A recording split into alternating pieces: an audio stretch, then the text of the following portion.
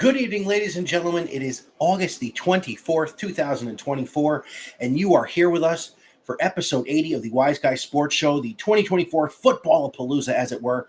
As tonight, both my co-host, myself, and a special guest will preview both NCAA and the upcoming NFL seasons. But first and foremost, let's bring in my co-host, Mr. Jim Cornetti. And James, again, I want to apologize on air.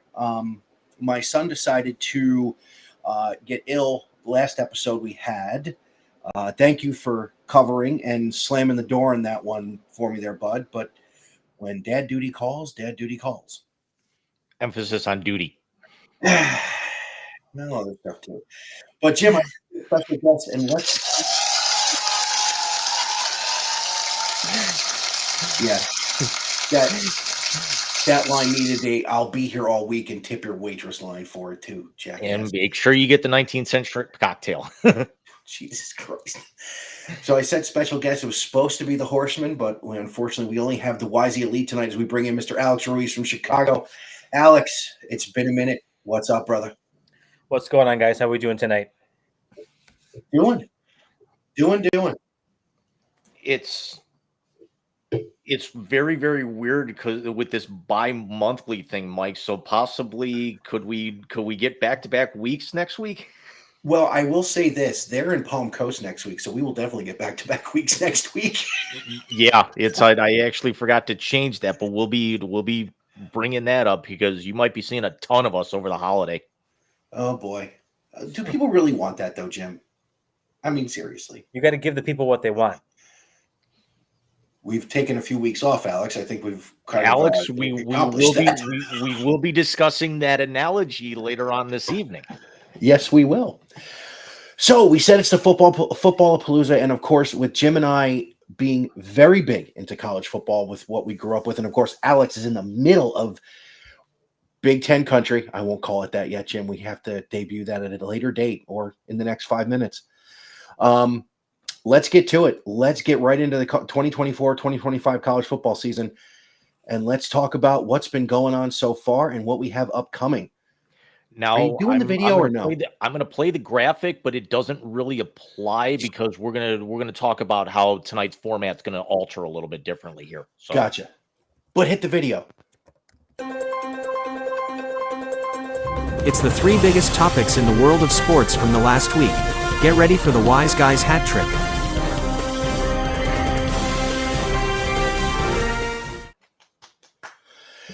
So it's not really a hat trick tonight. Tonight really is a Football-A-Palooza with a small blast in the second half. But the entire first half of the show is going to be the 2024 college football madness.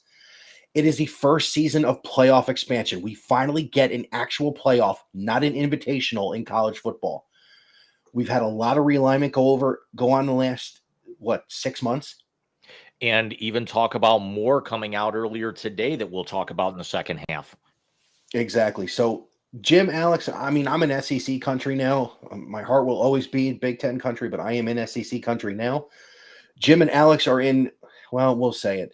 If you draw them on a map, the Big Ten, it goes from coast to coast in the size of a rather large phallus, i.e. some of the jokes from the Austin Powers films. So, and let's be honest, it looks like a dick on the map. It does. It does.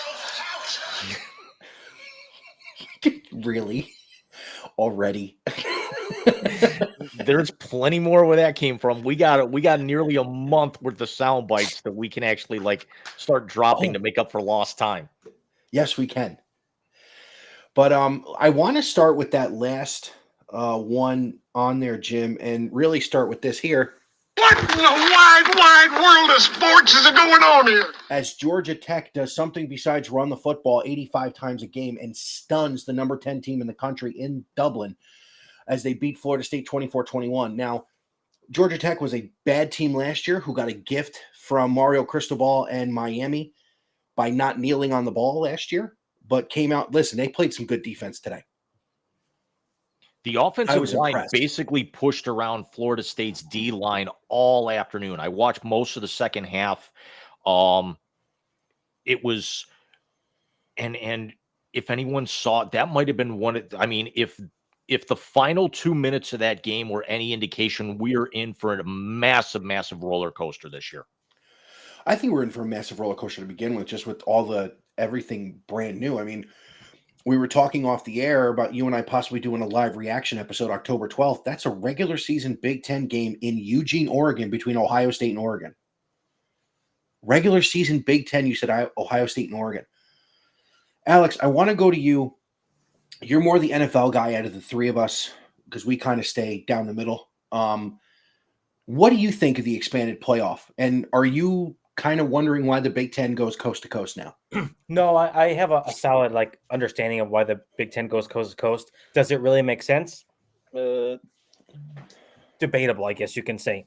But I like the system now because it's not just Alabama, Oklahoma, Alabama. There's a little bit more variety to it, a little bit more competitiveness, which really makes it interesting because at the end of the day, if you have, your Notre Dame or whatever that kind of steamrolls everybody who's basically like a D3 team just to make it to the playoff, it really doesn't make it competitive. And then once they have to play a juggernaut and then they get steamrolled themselves, it's like, well, now everything kind of makes sense. Yeah, Jim, did you see any game day today by chance? No. So Coach Corso, after the today is my last free day of vacation. So I didn't do a damn thing today. I didn't roll my ass off the couch until about 1:30 this afternoon. Shut up. Some of us had to work today. Anyways. I'm here, so I won't get fined. That too. But Coach Corso obviously did not make the trip to Ireland. So they replaced him with Coach Saban. And my two favorite things is Coach Saban did what he thinks his 12-team playoff's going to be. And then he took shots at Desmond Howard for being a Michigan homer, which I thought was the best part of the entire day. The guest picker was Seamus, by the way, and he's the only one who got the game right. Seamus actually picked Georgia Tech to win that game. Hats off to Seamus for getting that right. Of course, his ties with McAfee and WWE and it being in Ireland is why he was there. But I was interested in it was very interesting in what he did his 12-team playoff at. His top four seeds were Ohio State, Georgia, Florida State, and who was the Big 12 champion? Kansas State, Utah, Arizona. Might have been K-State. But they did like the NCAA tournament, first team out, second team out. Mm-hmm. Out were Mizzou and Clemson. Were basically 13 and 14. He had Liberty as the number one FCS team. Well, that's also because they set the thing up to where a group of five is going to get an automatic bid. Yeah, the highest ranked team from the group of five gets into the dance. He had Bama in there, he had Ole Miss in there. But here was the interesting thing about that. He had a couple of Southern teams having to go north, which I can't wait. I pray for that. I want to see Kalen DeBoer have to bring Alabama into Penn State, into Columbus, or into Happy Valley. Northwestern. Yeah. Northwestern. Madison, Wisconsin. Oh, God. They'll have to dig Madison out. Have them go to Minnesota. Sure. Or, have somebody like a Mario Cristobal have to go cross country to Eugene in January. Ooh. So that's what I'm most looking forward to. And I know I've said this before. I got a couple years till Ohio State and Alabama's home and home starts. But that game's in September, so it's not like Bama's going to have to come up. Kalen DeBoer's not going to have to bring the boys up here in the elements. But Jim, I want to go to you with this part of it. With the 12-team playoff and the fact that we're going to do a Charlie Day type episode of where everything is going to land with the tournament. It's going to look more like the basketball playoffs than anything. That's what we got to pull lines from basketball when we do that. Is there something you think could pop off in the next few weeks? that could make that happen. I mean, October 12th is going to be a huge one. I mean, there are multitude of top 10 games. Where does today set this thing off at? I think this already puts Florida State way behind the 8 ball here because it's already a conference loss. Georgia Tech had not beaten a top 10 team since 2016. When it was Florida State, ironically enough, on a block field goal scoop and score. Yep. But this is already throwing a wrench into the ACC because I've already got my field picked. And I don't have Florida State in after this now because Florida State's going to still run into a second loss is going to basically knock them out because you've got the possibility. You're basically guaranteed at least 4, maybe 5 from the SEC because of how expanded they are and how many powerhouses you have there. The Big Ten, this is going to be something where Ohio State, Penn State, and Oregon are basically going to get in by default because this is going to be one of those regression years for the Big Ten. And the winner of the conference is basically they're only going to have to play that one big game. And it's going to be Ohio State, Oregon. I think Penn State could be competitive, but I don't see them really, winning that thing outright. But from there, it gets really, really muddled. Even with the expansion, the Big 12 did not get powerhouses. The ACC, their biggest dog right now is going to be Miami, and we all saw how they faltered down the stretch. Notre Dame could be there, but they're going to be one of the outliers. And I personally also have Miami of Ohio being that group of 16 that crashes, that group of 5 that crashes the party, because I think their schedule is not as challenging as somebody like a Liberty or a Memphis, but you cannot argue their defense, even though that they're going to be the ones fed to the Lions, to go to whoever that 5th seed's going to be to get slaughtered on the road.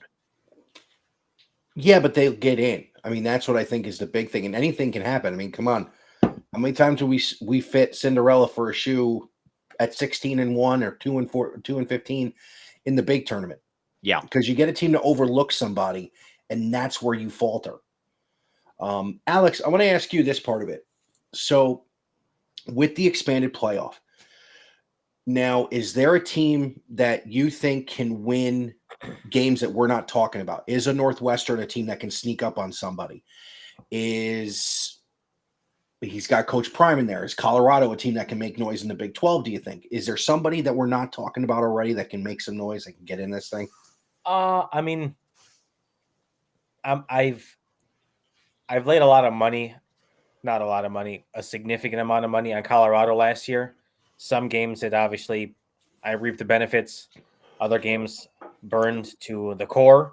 But they're kind of somewhat of, I guess you could say, a sleeper, even though, there's a lot of notoriety there because of Coach Prime, his kid, and so on and so forth. So I would say Colorado, but I mean, I really have to. I've kind of been out of the loop in terms of what's going on in college football. I know it's kind of kicked off already, so I got to jump back in and really get my feet wet exactly to know like what's going on, and probably watch a couple full games next week in the holiday weekend, so that way I can really, get a lay of the land and see like, maybe this team can pull up some significant upsets. Jim, can Lincoln Riley make noise his first year in the Big Ten? I think he's got a shot, but again, I know you don't want to hear it from where you're at and you're biased against them, but I think it's also something that he's going to have to make a lot of noise there because of the fact of how loaded the SEC is. I mean, you're going to get Bama, Georgia, and Texas in basically guaranteed. See, I don't think Bama's going to get in. I think they lost too much in the transfer portal. I can't argue against them because they're there every year. They'll find a way. And then they're every year under Saban. And then you've got, you also had the guy who was in the national championship game last year taking over that program, so you can't dispute what he was able to do last year with a team that was predicted to finish in the middle of the pack in their conference, and beat who I think is got to be one of the front runners and beat them twice. One of the front runners to win the whole thing, and that's the Oregon Ducks. Yeah. No, I listen, Kalen DeBoer is a great coach. I'm not saying that, but with what they lost when Saban retired and then went into the portal, their top 3 players transferred out. 2 of them ended up in Columbus. One of them ended up, I want to say, at it wasn't an SEC team. I want to say one ended up in either in Norman. Well, it is an SEC team now, but it wasn't before. Somebody went to Oklahoma, or somebody went to. It wasn't Colorado. It was one of the Western teams. I know that they just landed Miami of Ohio's kicker, and he was one of the top 5 in the country.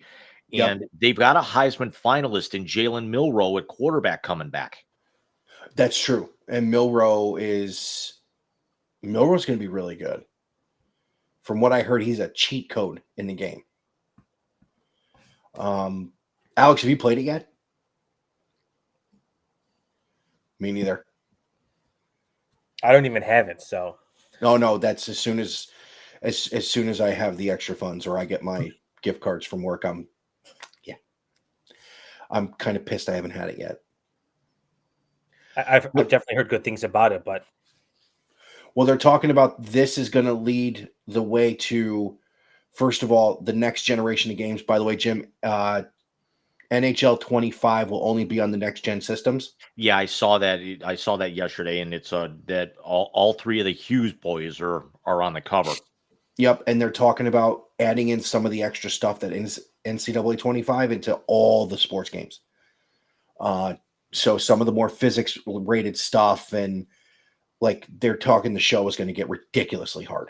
Well, I should be able to play a lot of these next year when the Switch 2 comes out, and it's going to be basically, PS4 processor type to handle these games. So these new games are just going to be what, Xbox One, PS5, and Switch? Series X, the Series new X. Xbox. Okay. Yeah, the one I got last year, the Series X, the PS5, and then probably Switch 2 once, because none of them are on PC either. That's true. I was just gonna say, because you got to include Steam in that equation, but if you're running Steam, if you're doing Steam, it's kind of like how like Nvidia or the now defunct Google Stadia was. There's only so much you'll be able to stream with that. Yeah. So let's pivot off of that. Hit the button, Jim.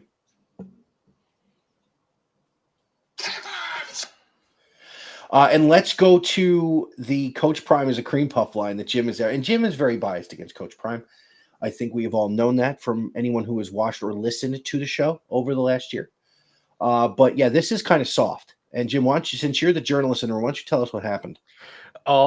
He had a reporter from a Colorado newspaper banned from asking questions for non-football related events for his criticism of Coach Prime and the players and the program in general. He is still allowed to ask questions in football related events, practices, post game, pre-game, things of that nature. But there's a very, very significant part of me that's growing that thinks that the Colorado Buffaloes could be worse than last year for all the wrong reasons. And it's stemming from the guy at the top being incredibly soft. Really? I can see that when a program gets a little bit too diva-esque, the football kind of becomes second, or whatever sport it is becomes second, and like the antics, the media, outside of the sport kind of realm stuff takes over, and it's like, oh well, what about the game? Yeah, because last year it was a novelty. They came out of the chute 3-0. They were on all kinds of national broadcasts, and then when they actually had to step up and put their big boy pants on, they quite frankly, I'm a worthless fucking fat ass who shits his pants. So that's basically what he did. He, from the top all the way down, they shit the bed from week 4 on. I will say this. I don't think Coach Prime's a fat ass, but yeah, shit the bed I'll give you. The worthless part, I feel it's because he brings absolutely nothing to the table except for Now tell me why. how relevant. Answer me this, both of you guys. How relevant is that program actually going to be if his kid turns pro next year? If he stays, it will stay relevant.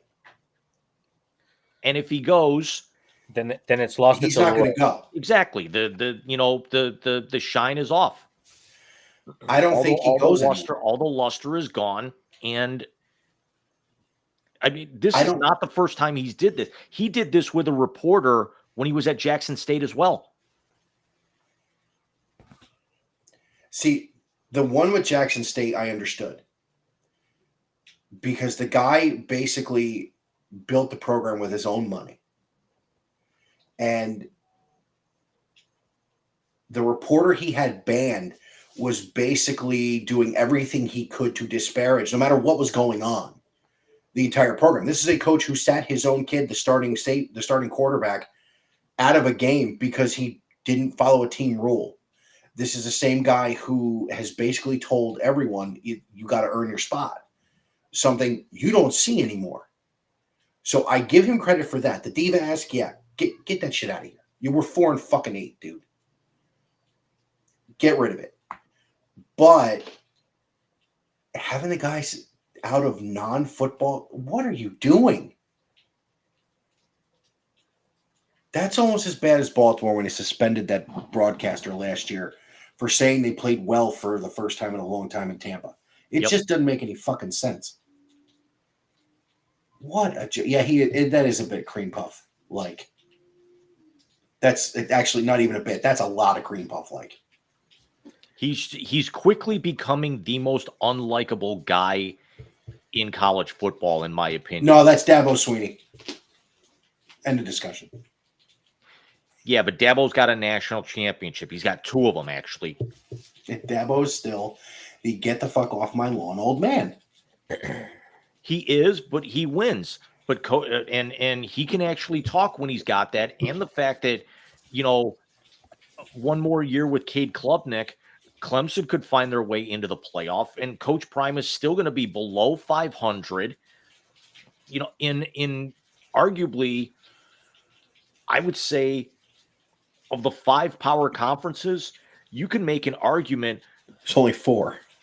Okay, so out of the 4 power conferences, it's a race to the bottom right now, I feel, between the ACC and the Big 12, just because the ACC's monster, Florida State, took a shit in Dublin today.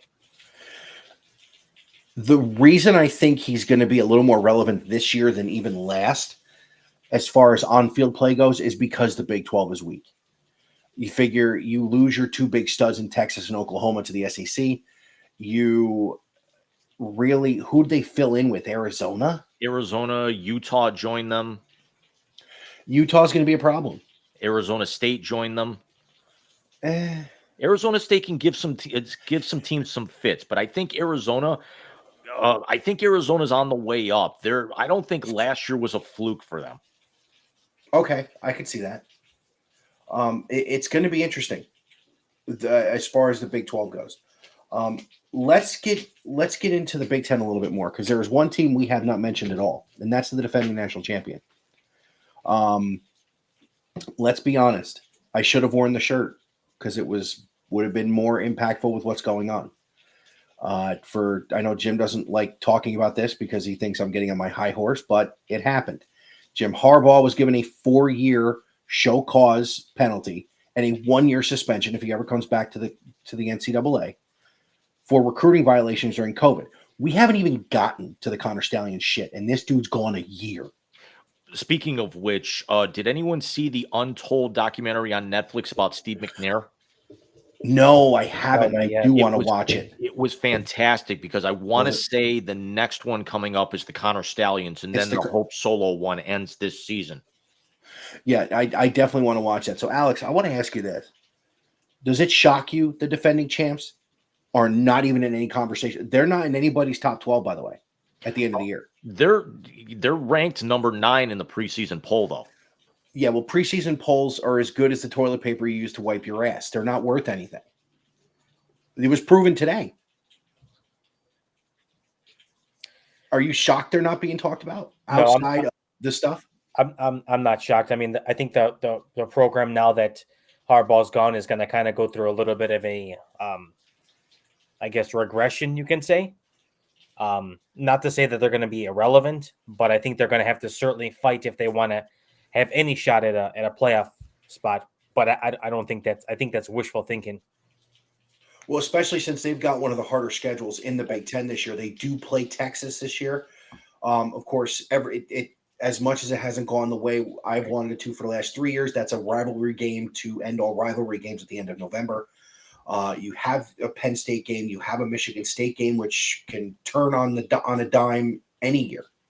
Is that game at Texas or in Michigan? I think this year's at Texas, next year's in Ann Arbor. I'm pulling their schedule now. Talk amongst yourselves.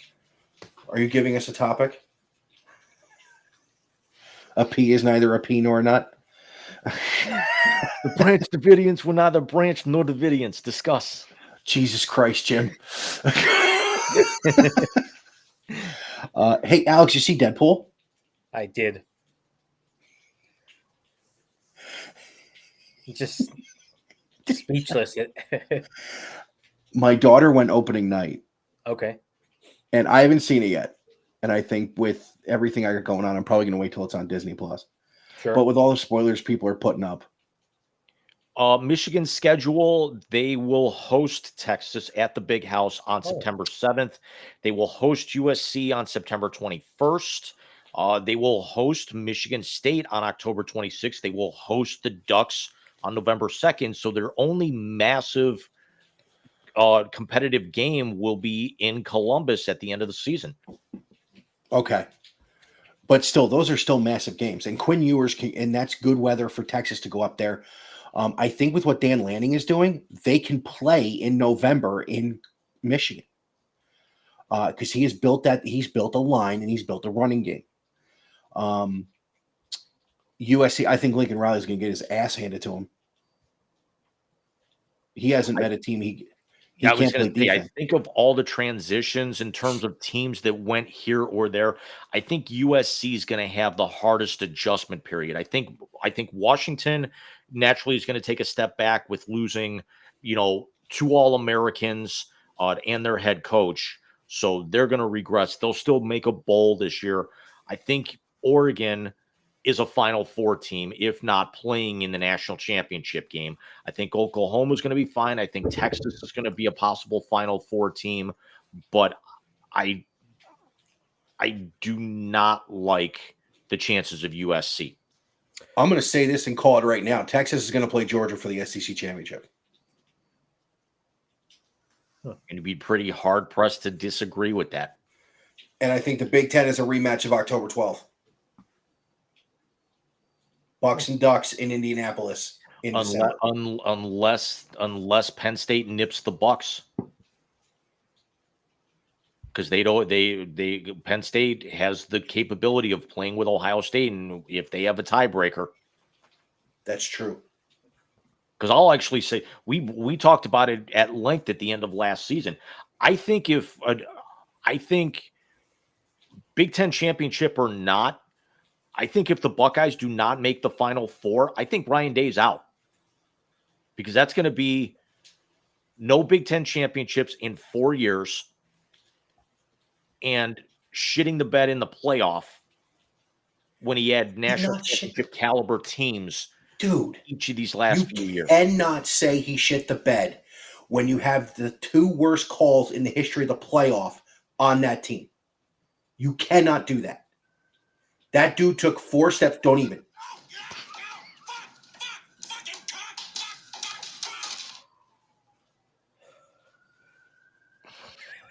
That was the sound of Ohio State's season the last 3 years.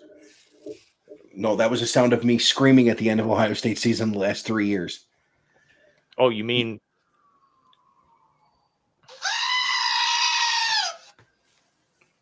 Oh, shit. In all seriousness, that dude took 4 steps and the ball came out against Clemson. That was a scoop and score touchdown. He took off the thing. And again, homeboy had a better launch angle than balls hit out of Truist Park to take out Marvin Harrison. Don't even fucking come with it. And he's been to a national championship game. And yes, he got blown out by the entire first round of that year's NFL fucking draft. Michael, would you please read the text message that you got before we went live? Because that individual just texted me again. Mike, it's Jim's dad. Make sure during your podcast you mention OSU will be 15-0 and national champions. And oh yeah, Jimmy's a hater. His old man sent me that text message, Alex.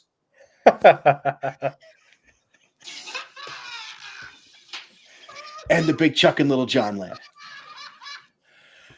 But again, now I understand that, but he's 56-8. Even Saban wasn't 56-8 in his first 5 years. And he's got how many national championships? He's had 4 years, Jim. He said 4 years. And 3 of them, or he said 5 years. And 3 of those years now might get wiped off because of the Connor Stallions thing.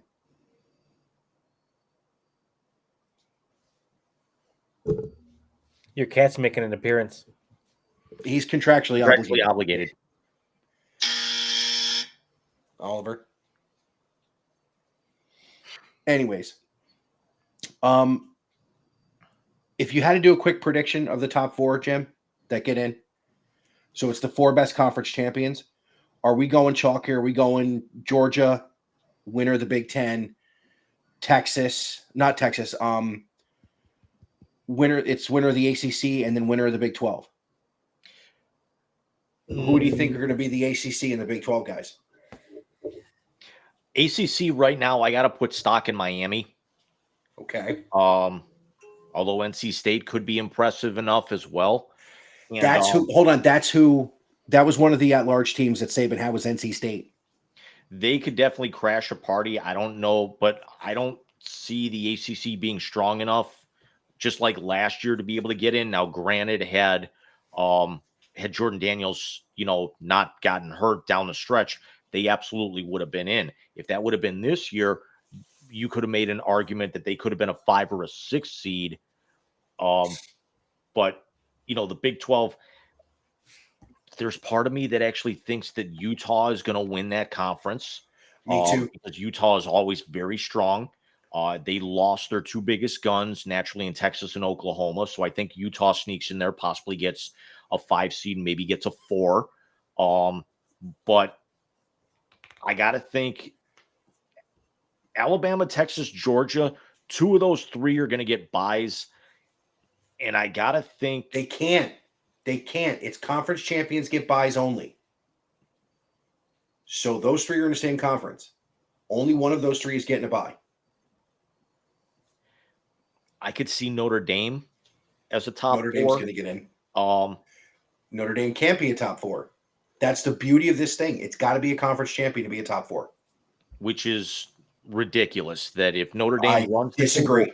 Beating some of those, the out of conference teams that they play, if their schedule is strong enough, that Notre Dame absolutely deserves to be in that top 4.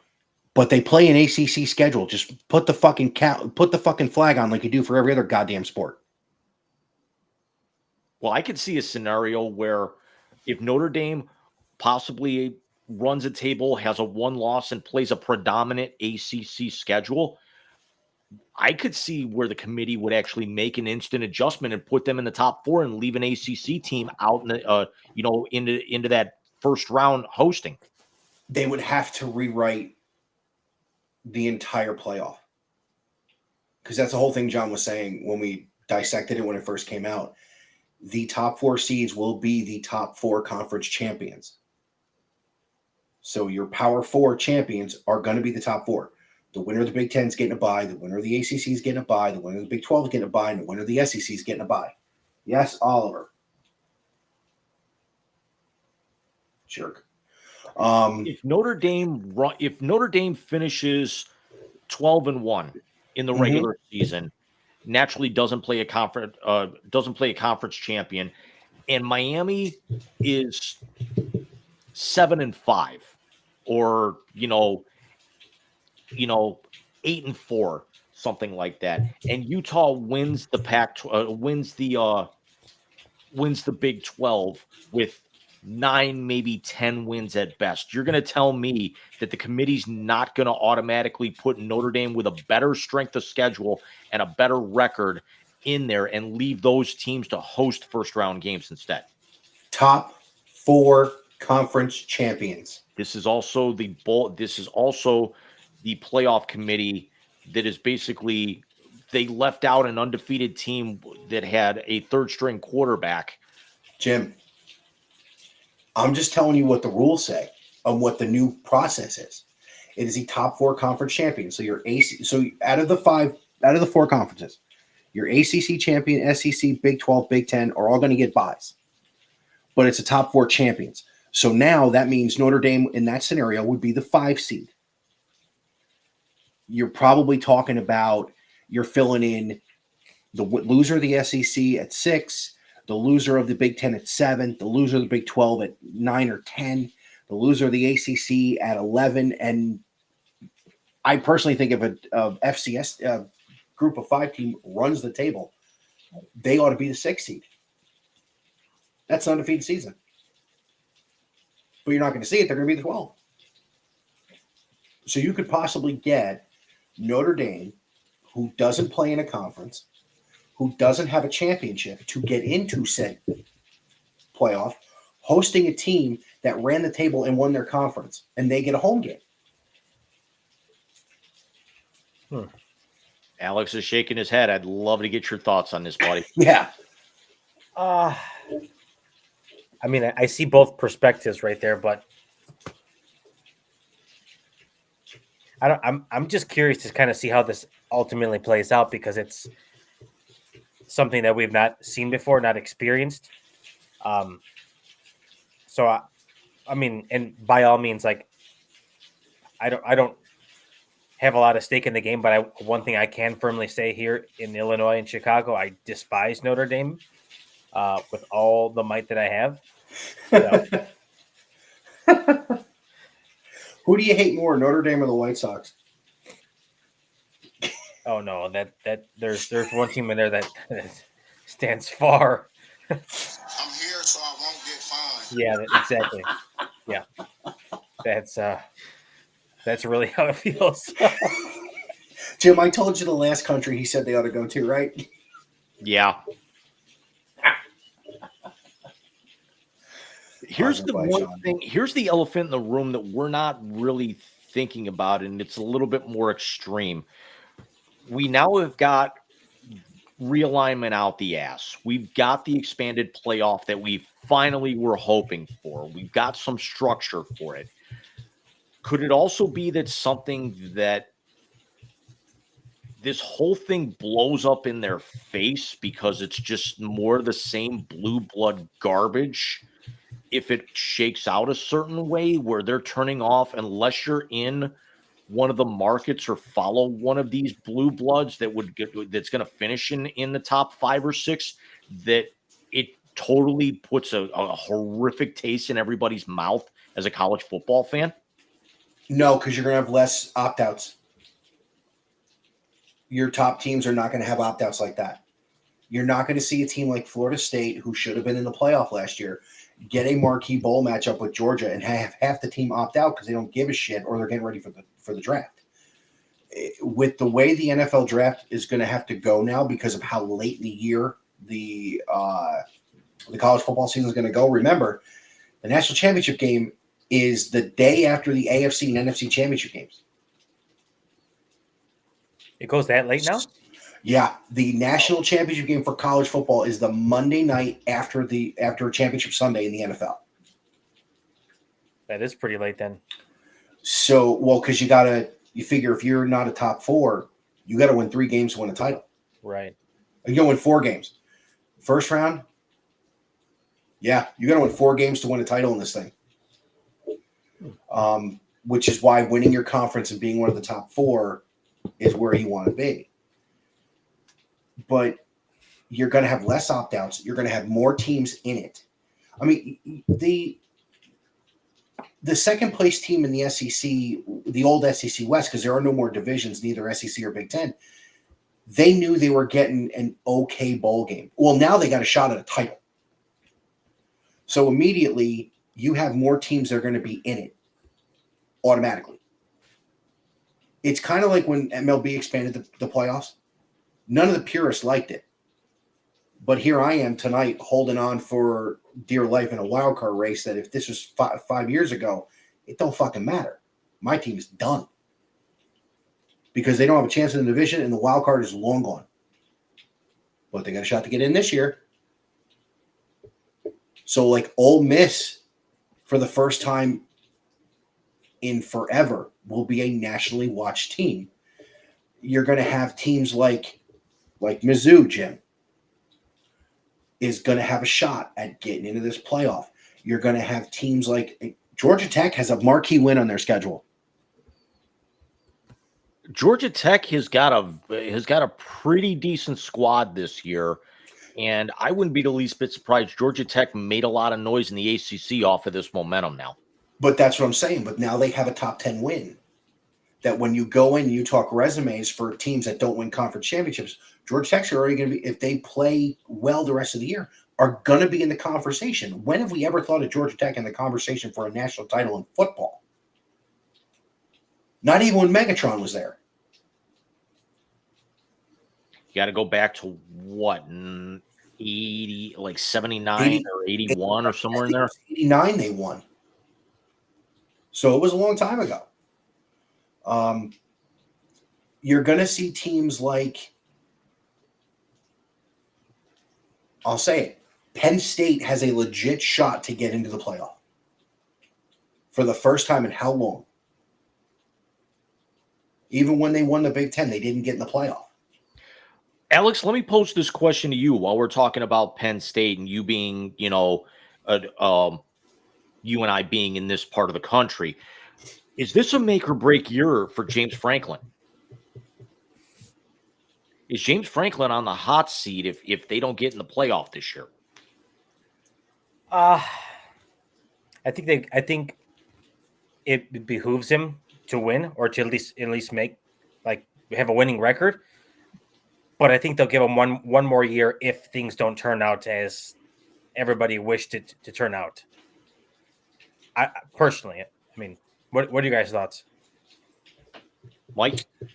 I think James Franklin is the best team he's had since he had Trace McSorley and Saquon Barkley at the same time, when they were the number one team in the country for a couple weeks straight. If with this best team he's had in the last, that was 2017, so 7 years, he doesn't get in the playoff, I think you can talk about Franklin having some heat. I don't think they'll fire him, but he'll have some heat. What do you think, Jim? You know me, I'm always a glass half empty kind of guy. I've talked about not even 10 minutes ago talking about Ryan Day getting let go with a 56-8 record and no national championships and no playoff appearances in the last 4 years. So I could see if they don't at least get to a Big Ten championship, which will basically guarantee that they get in. At that point, we've seen stranger things happen. How much potential could he really have about where they talk Penn State's going to make some noise. Penn State's going to get into, Penn State's going to get in the playoff. Penn State could beat Ohio State. Penn State could beat Michigan. Penn State can actually, they may not win a national championship, but they could definitely contend for a Big Ten title. If they fall flat again, if they end up with, a 7-5, 8-4 type, 9-3 type regular season record, I would not be the least bit surprised to actually see them maybe look to make a change. It's not out of the realm of possibility. I'm trying to see when they play against the Bucks. I have the schedule in my phone.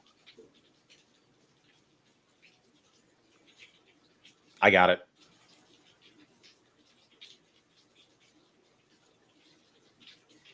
That game is November 2nd in Happy Valley. Ooh.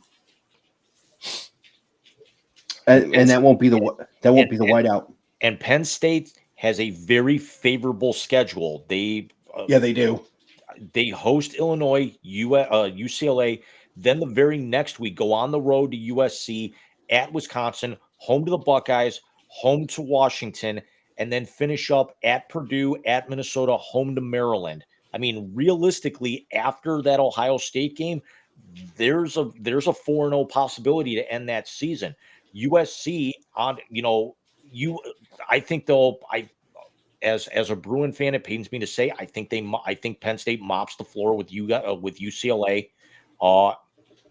That October 12th game in Pasadena is going to be interesting, but I think it's definitely winnable, and it could give them all the momentum that they need, to host Columbus in 2 weeks.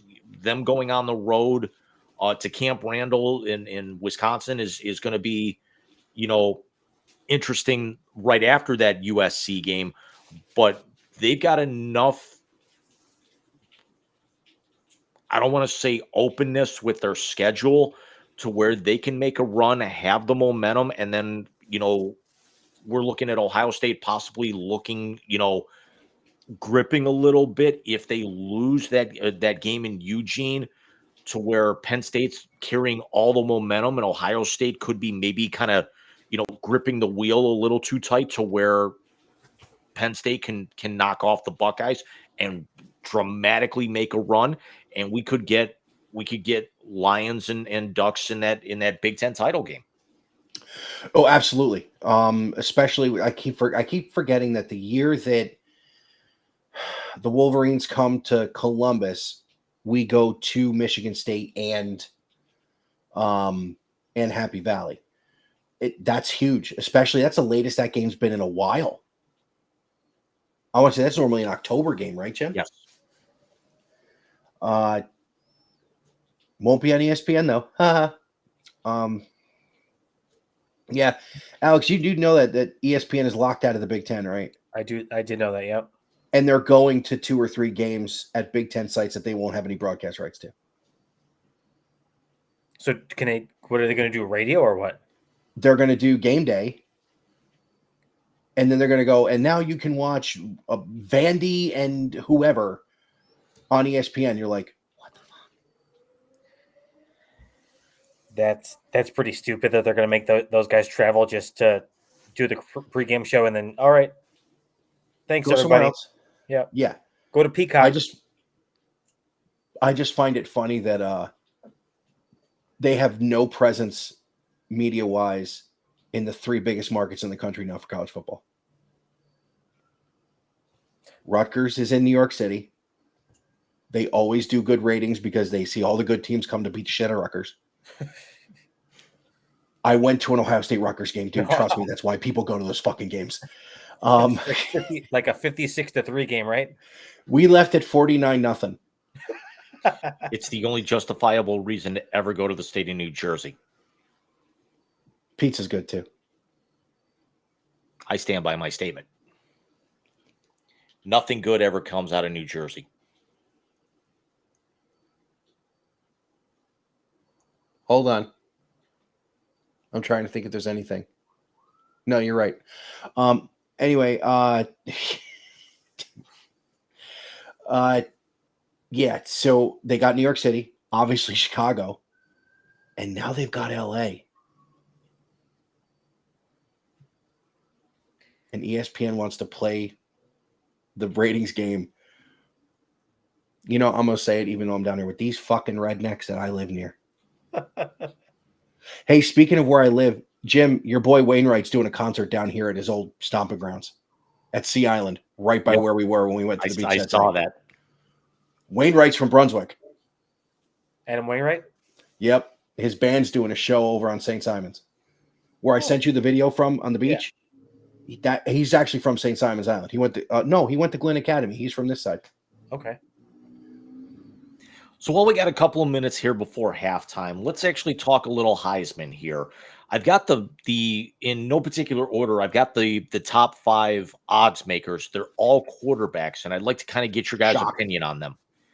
Let's actually start in your neck of the woods, Mike. Carson Beck from Georgia. Let me say this. I don't know if there's a quarterback who lost more year over year than Carson Beck. He lost Ladd McConkey, and he lost Brock Bowers. Kirby is a phenomenal recruiter. Can he strike lightning in a bottle twice?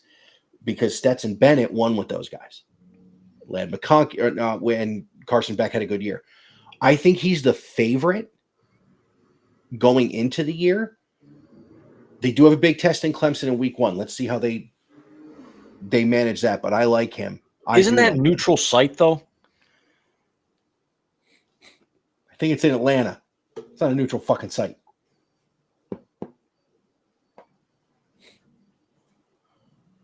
Yeah, you're right. It's in Mercedes-Benz.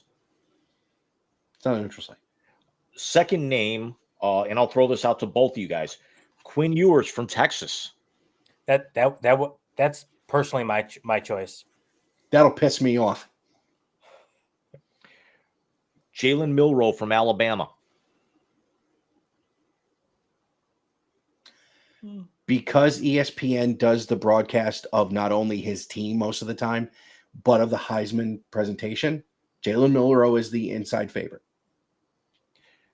Jackson Dart from Ole Miss. I like Jackson Dart. There's part of me that thinks that Jackson Dart could be very kind of JJ McCarthy-like, to where when he goes pro, he could definitely turn a lot of heads. Or tear some knees. I think he might kind of get a little lost in the shuffle being in the SEC with some of the other massive quarterbacks that are out there. One guy who's not in the Heisman talk that, we're also, is going to make a lot of noise is going to be, and I'm going to play Homer here, is going to be Brady Cook in Mizzou. Brady Cook's a good quarterback. There are two names not on the list. When you give me the last one, but there are two names not on the list that are kind of canceling each other out. Dylan Gabriel from Oregon. I think Dylan Gabriel has a chance to steal this thing if he actually balls out against the Buckeyes and wins. I think Roman Gabriel's got a better chance of stealing this thing no matter what happens. You're an ass, son.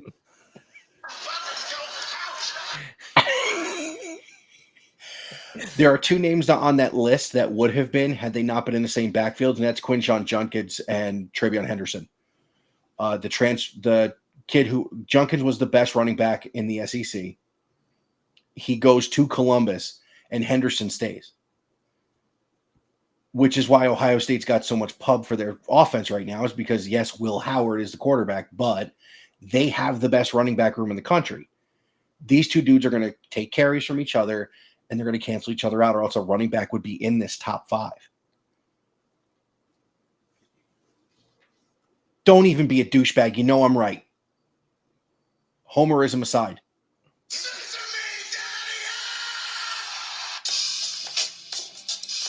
Wow. Ladies and gentlemen, this is the portion of the show where we actually have to be very, very careful, because Mike could get us thrown off of YouTube for filleting Ohio State publicly on air.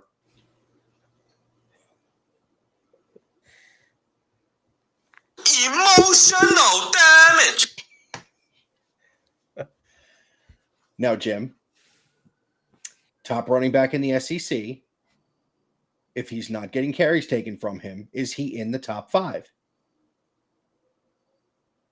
No. Yes or no?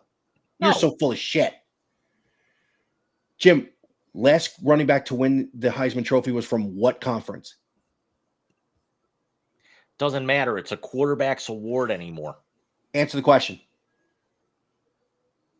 It's from the Big Ten. It's from the SEC. It's Derrick Henry.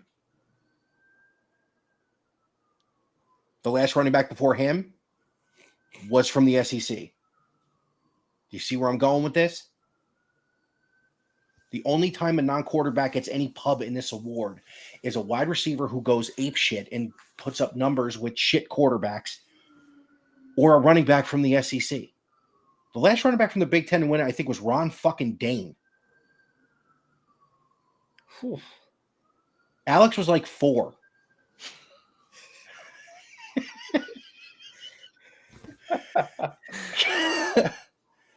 The guy is drunk, but there he goes.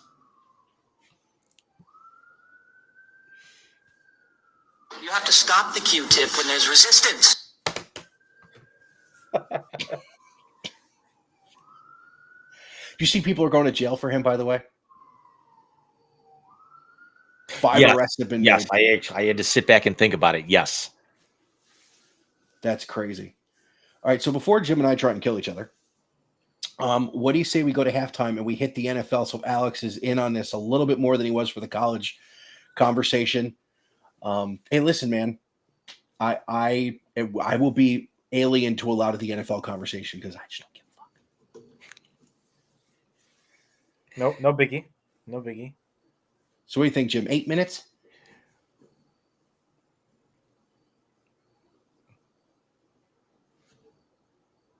I'm not even wearing a watch, so I thought you were smelling yourself I showered. yesterday. Well, you're right, but I'm on vacation. It was the Al Bundy vacation. Actually, no, Really? that's what my brother took this week. Oh my God. I had a wedding, a funeral, and a date to take care of this week. And in the second half of the show, you know what we'll be talking about. We'll be back. See you in a minute.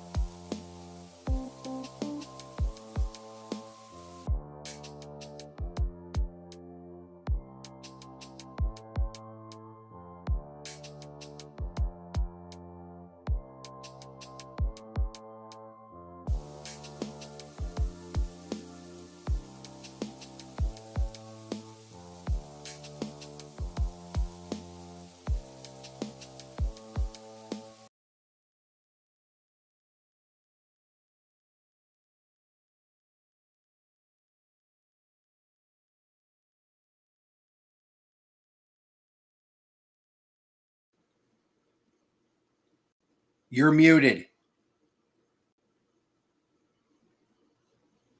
One of these days, I'm going to get that right. Yeah, you are. We'll all be dead, but Nice. I thought we lost him. no, it said he stepped out for a minute. Just saw this stat real quick to put a bow on college football.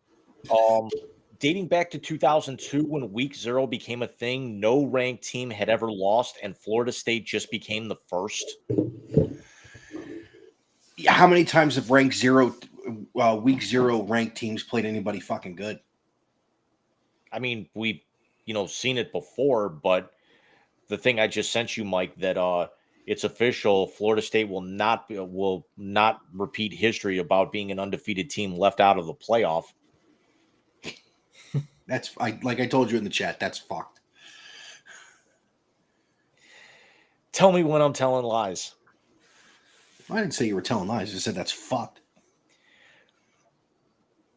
The final preseason games in the NFL will be taking place tomorrow. We've got one game ongoing right now. Cleveland is in Seattle, and 53-man rosters will be set by Monday afternoon. And next Thursday night, we are starting the NFL season, gentlemen. Unreal. Let's actually. Although I can't wait for more Benchwarmer brand content. Oh, did you see the one about the rookies? Yeah. Let's start right at the top. We're not going to save any specific divisions, or we'll just go right from the top here. We'll actually start in the AFC East. And as you see the records last year, Buffalo won the division for the fourth consecutive year, lost in the division round to Kansas City. Miami got in, also fell to Kansas City in one of the coldest playoff games in history. The Jets never got on track after losing Aaron Rodgers on the fourth snap of the season, and New England, their first year post-dynasty. I'm going to line up the divisions. Mike's got some questions here, and we're just going to go from there. So, Mike, what's your question for the AFC East this year? So, for the AFC East, gentlemen, the question is, which team has a bigger quarterback problem? The Dolphins actually paying fucking Tua, the Jets still having Aaron Rodgers, or Josh Allen having absolutely no one to throw to? Option 3. Ah, yes. I'm going to go with Aaron Rodgers because he's now 40 years old and hasn't played in a full season, and coming off a massive injury like that. And I wrote about it on the Sports Note and posted it earlier today. I think even if Rodgers is right, I don't know if we finally found somebody who can upstage the Aaron Rodgers drama, and that's what's going on with Hassan Reddick. Very true. And I'm going to take the third one and say, they fucking paid Tua. The guy hasn't beaten a good team since he was in high school.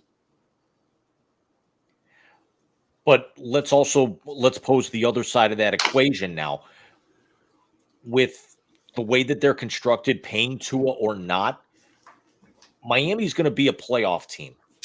The Jets need to line some things up, and Buffalo right now is a huge uncertainty, especially also after losing Matt Milano for the next 4 months with a bicep tear as the cornerstone of their defense. Yeah, no, the Josh Allen thing, I was going to ask which team had a worse quarterback situation, the Miami Dolphins paying Tua an insane amount of money and hamstringing the salary cap, or the Jets with Rodgers. And I thought about it, and Josh Allen is probably – we're going to know what Josh Allen's made of after this year. Let me go back to his draft year. Jim, how many people in Cleveland said, if Josh Allen would have been drafted here, the Browns would have been so much better off? I was one of them. I was calling for him that night. If he falls on his face, you will know he would not have been able to do 4 coaches and 4 OCs in 3 seasons. Alex, you were going to say something a second ago. Sorry, Go ahead. sorry, dude. No, you're good. I was just gonna say. I mean, I'm definitely a Josh Allen fan. But are we gonna see him run for 1,500 yards this year? Because who the fuck is he gonna throw to? As you said, Mike. Right. He's got his tight ends right now. Stephon Diggs is gone. Gabe Davis is gone. He's got Dawson Knox is basically, I wouldn't be the least bit surprised Dawson Knox caught 90 balls this year. Is he going to change his name to Lamar? He's gonna have to. As much as I bagged on the guy in the playoffs, the 3 years of the history of this show, you're going to see me probably take that to a whole other level if he's actually going to go gunslinger and kind of have to get the ball down the field this year. And you know the scary thought about it, he's gonna get hurt, and it's sad to say, but it's gonna happen. He's gonna get hurt. It is. Listen, I have issues with front offices all over the NFL for things they've done. Buffalo may be 1A to my number one issue with the front office, and I will bring that up later. I mean, you just hogtied probably one of the top 5 quarterbacks in the league and said, "Hey, figure it out. See what you can do." A year after taking his OC away. Correct. Yeah. Who's now in Cleveland that we're going to talk about next. Not him. Right down the pipe. Not him. Daboll was the OC when he was really good. He went to the Giants. That's right. That's right. I'm actually thinking of the follow-up guy. But let's actually talk about the last team on that list. The Patriots, 4-13 last year. No Belichick. Starting rookie Drake May. Are they starting May or are they starting Jacoby Brissett? I want to say it's Brissett, but it's basically just, it's keeping the seat warm for Drake May to take over at some point. Matthew Judon was traded to Atlanta a week and a half ago. What are you guys thinking is going to happen? Is this going to be worse for New England? Do you actually think that there's a little bit of, or could we see some, to quote Marty Schottenheimer, the late great Marty Schottenheimer, could we see a gleam at some point with New England that this may not be as terrible as we think it is? Go ahead, Alex. I think they've waved the white flag already before the season's even started. And I'm not trying to say I think Drake May is a good quarterback, but you're not putting him in one of the best situations. You're just essentially telling him like, hey, here's going to be your spot probably after game 4, depending on how things go off the jump. And then from there, it's going to be like, hey, figure it out and like trial by fire, unfortunately. Michael? Fuck them. I'm going to go a little different direction. As much as I hate the Patriots, I would say possibly next year if we kind of get and please do not shit on me too bad for this. If we get the kind of production out of Drake May in his rookie season that we might have actually seen out of Bailey Zappi and Mac Jones before him, could we be talking this time next year if Rodgers comes back for one final season? Could we be talking about the AFC East being quarterback central, how the NFC West was a couple of years ago, or not the AFC West was a couple of years ago with Garoppolo and Herbert and Russell Wilson before that thing fell on its face, and naturally, Mahomes. No, because if Rodgers comes back for another year, it's going to be, fucking dead man walking. If Josh Allen has the kind of year we think he's going to have this year, it could also be dead man walking. I don't think Lefty lives up to his contract in Miami. I don't. I think the AFC East in name will have quarterback central. In play will be the NFC East. There's some truth to that. I really think with the situation that's going on right now with the Jets, they're kind of trying to stack the defense, stack their O-line. I kind of echo this to a similar situation like with the last hurrah for Peyton Manning in Denver. It was basically Peyton Manning at the helm and everybody else around him who kind of just like carried him through and obviously took him to the promised land. So I think that's really what the Jets are looking to do, to kind of see if what they can put together out of Rodgers and hope that the glue around him is really what sustains them.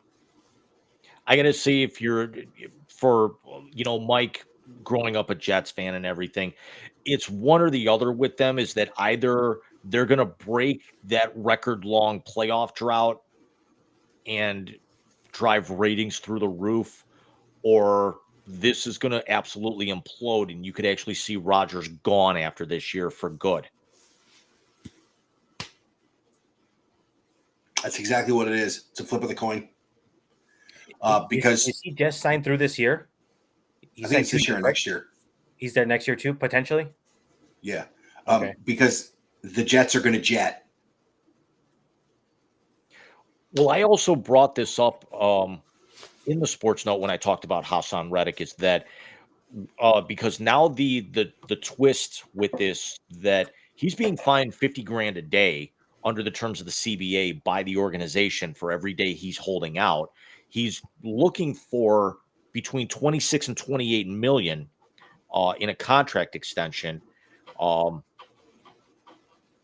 longer he sits out, the better it sits for the Jets, because could they possibly end up completely deactivating him? Because at that point, if he's owed 14 million and they've only got about 17 million in cap space, wouldn't you kind of want to hold on to that money a little bit and maybe try to force Reddick's hand, knowing that you're going to need that money and possibly some draft capital to be able to get Rodgers' replacement, whether you're maybe looking to trade up and get into a top 10 and look for a quarterback of the future and maybe regress for a year or two, or go out and get a big name free agent?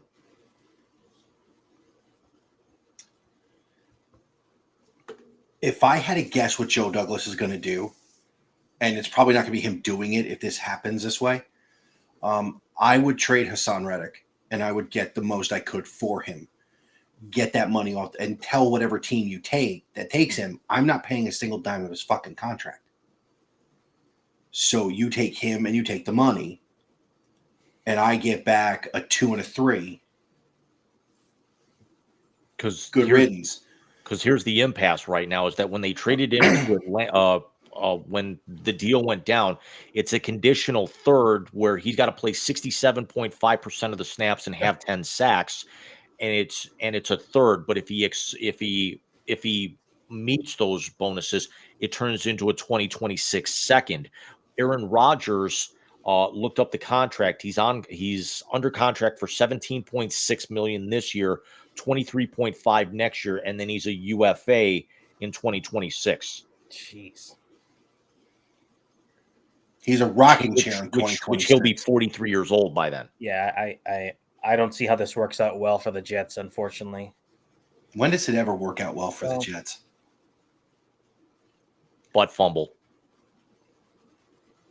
I'm not saying it worked out. I just felt like saying butt fumble. Do you know he had more wins in his first 3 seasons than Peyton Manning, Eli Manning, Drew Brees, and Tom Brady?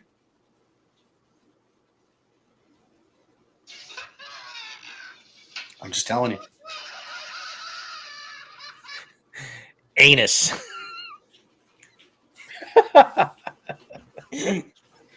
Can you believe, Danica? Can you believe they wanted me to say anus? Say anus. I won't do it. We go from talking about an anus to a literal anus, and we move on to the AFC North. Baltimore finished 13-4 and lost in the AFC Championship game. Is Pittsburgh the anus?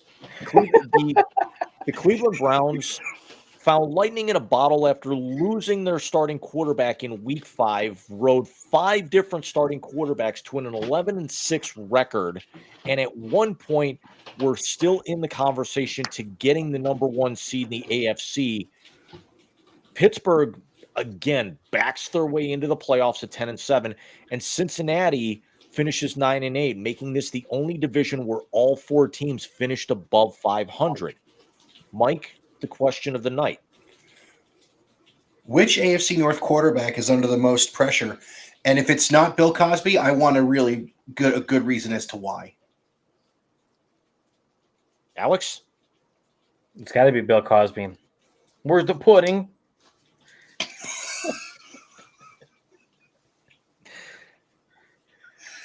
I mean, think of it this way. And even Orlovsky, who I think is just sometimes a voice on a boil on the rear end of sports journalism. He's not wrong. All the pressure is on Deshaun Watson.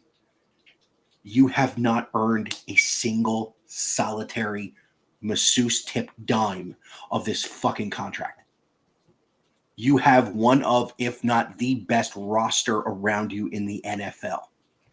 Andrew Berry, for all that I can't stand that he did to help engineer Deshaun coming to Cleveland, has put together a roster that with competent quarterback play won 11. Joe Flacco got off the fucking couch and took them to the playoffs. And honestly, had they not ran into the Houston Texans on a hot streak and at full strength, they would have gone to the next round. Every bit of pressure's on him. There is no pressure on Pittsburgh whatsoever. No one thinks they're going to be any good. Joe Burrow is still riding house money from taking the Bengals to a Super Bowl, and Lamar finally has a legitimate running back. Scary enough. I got a question for both of you guys here. How long before Jameis starts? If Jameis starts, Jimmy Haslam better scrap plans for a stadium and sell the fucking team. Fair. James? They posted it out on their own Facebook feed that Deshaun Watson will not play in tonight's regular preseason finale. I decided to comment and got quite a few likes saying, why is this news? He's not going to play in 60% of your regular season games this year. Yeah, does he still have problems, or is the addiction just kind of gone awry now? He says his arm hurts. I guess when you can't get happy endings and you got to do it yourself, you cause injuries. Yeah, but that would be the elbow, not the shoulder, wouldn't it? He's a fucking idiot. It may be both. Real quick, if I can interject something, the Mets are putting it on San Diego, and Lindor's gone deep twice with 5 ribbies. Sorry. To answer your question, Mike, I think it's Joe Burrow. I think we know what we're getting with Watson, that he's not living up to that contract.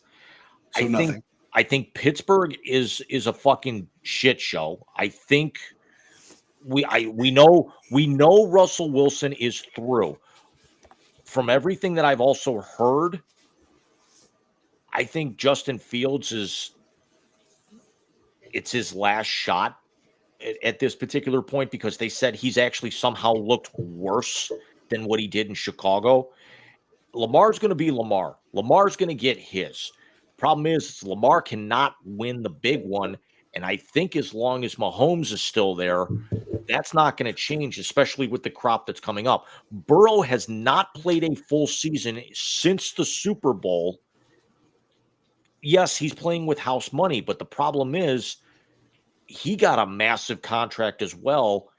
And since that Super Bowl has been available less than Deshaun has. How is that possible? Since that Super Bowl, so that was the 2021 season, right? All right, so we have 22 and 23. He played 80% of the season in 22 and 40% last year? Yeah, Deshaun didn't play a full year. And then 11 games the next season. He played 6 games last year. No, Burrow's been available more. But here's why, if I may.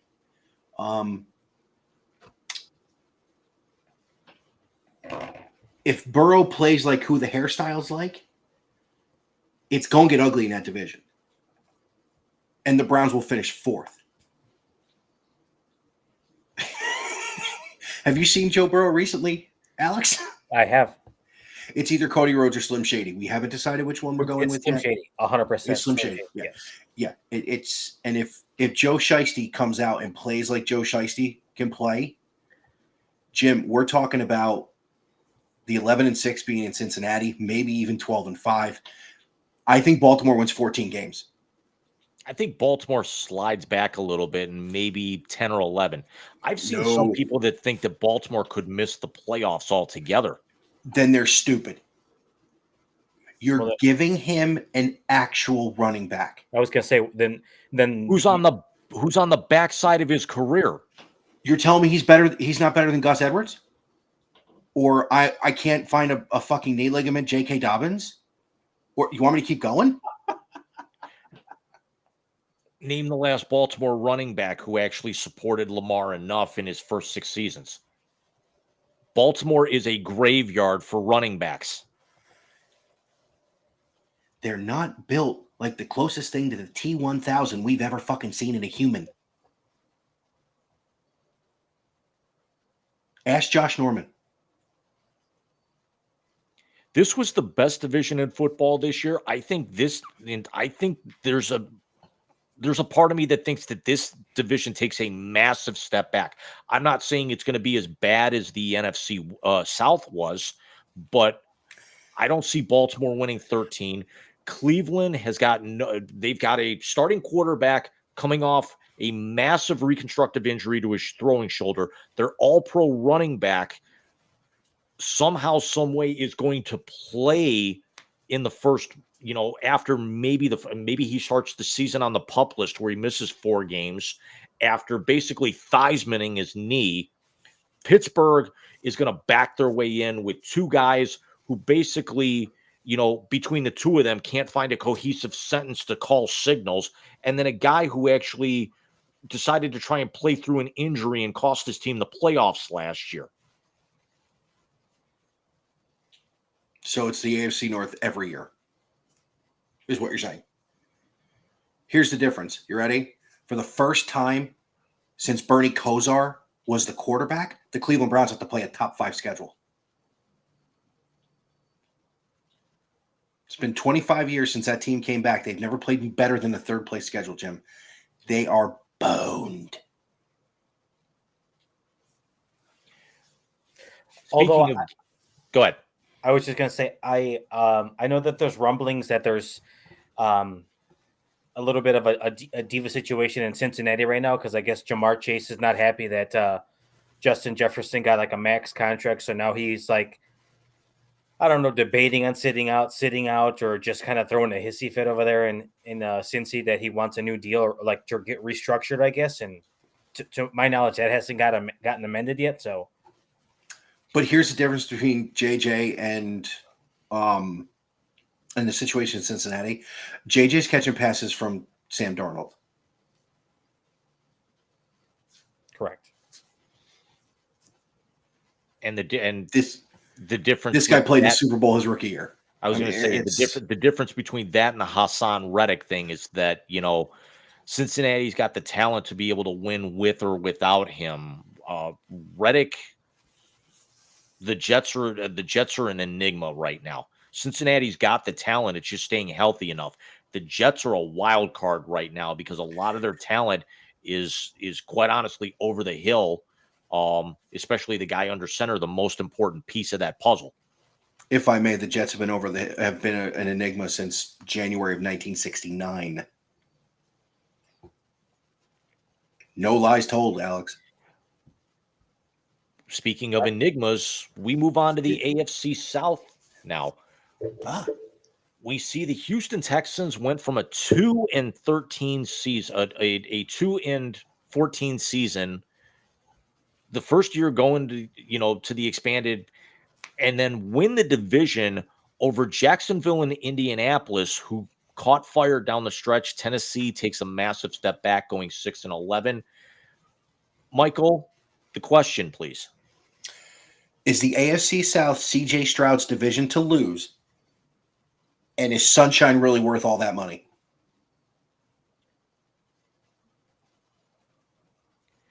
I think it's his division to lose by default because Indianapolis is now basically their franchise quarterback is hopefully going to be able to get a full season in.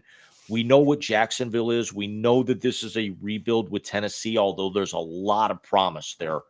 In Tennessee, I think Will Levis and everything aside, I think they're starting to build that thing back up the right way. I'm not trying to be a hater, but this is going to be, I want to say the first, get up to the bye week and let's actually see what Stroud can do with the full season. There's a part of me that feels of all the rookies who came out like gangbusters. There's part of me that thinks that Stroud may take a step back because there's no way.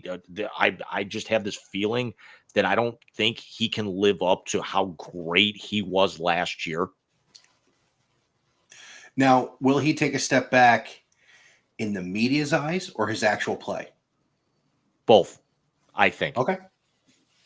It's not trying to be a Buckeye hater in the fact that he knocked my Browns out of the playoffs with an absolute ass kicking last year. There's just something about the Texans, and yes, they could be contenders, but Jacksonville, Indianapolis, and Tennessee all improved. Well, so did Houston. Yeah, but Houston primarily improved based off of their draft picks, and from last year. And they are going to those guys are going to get better. But the thing is that they're trying to develop still with a lot of younger players, where Jacksonville, Indianapolis, and Tennessee went out and actually got veteran free agents that they don't have to really kind of bring along. Do you not remember Stephon Diggs ended up in Houston? That was going to be my biggest point right there. The biggest regression right there was adding Stephon Diggs. That was not a plus for them. Really? No. I disagree. Alex, I could not agree more. He's a cancer. He's a cancer in the locker room. I'm sorry. Yes. He's a cancer. Oh, now you're right. I could not agree with you more, my friend. I mean, I'm not saying he's definitely skilled, but when he doesn't get the ball, then he goes and pouts on the bench, and that does not do anything for team morale and for a relatively young quarterback.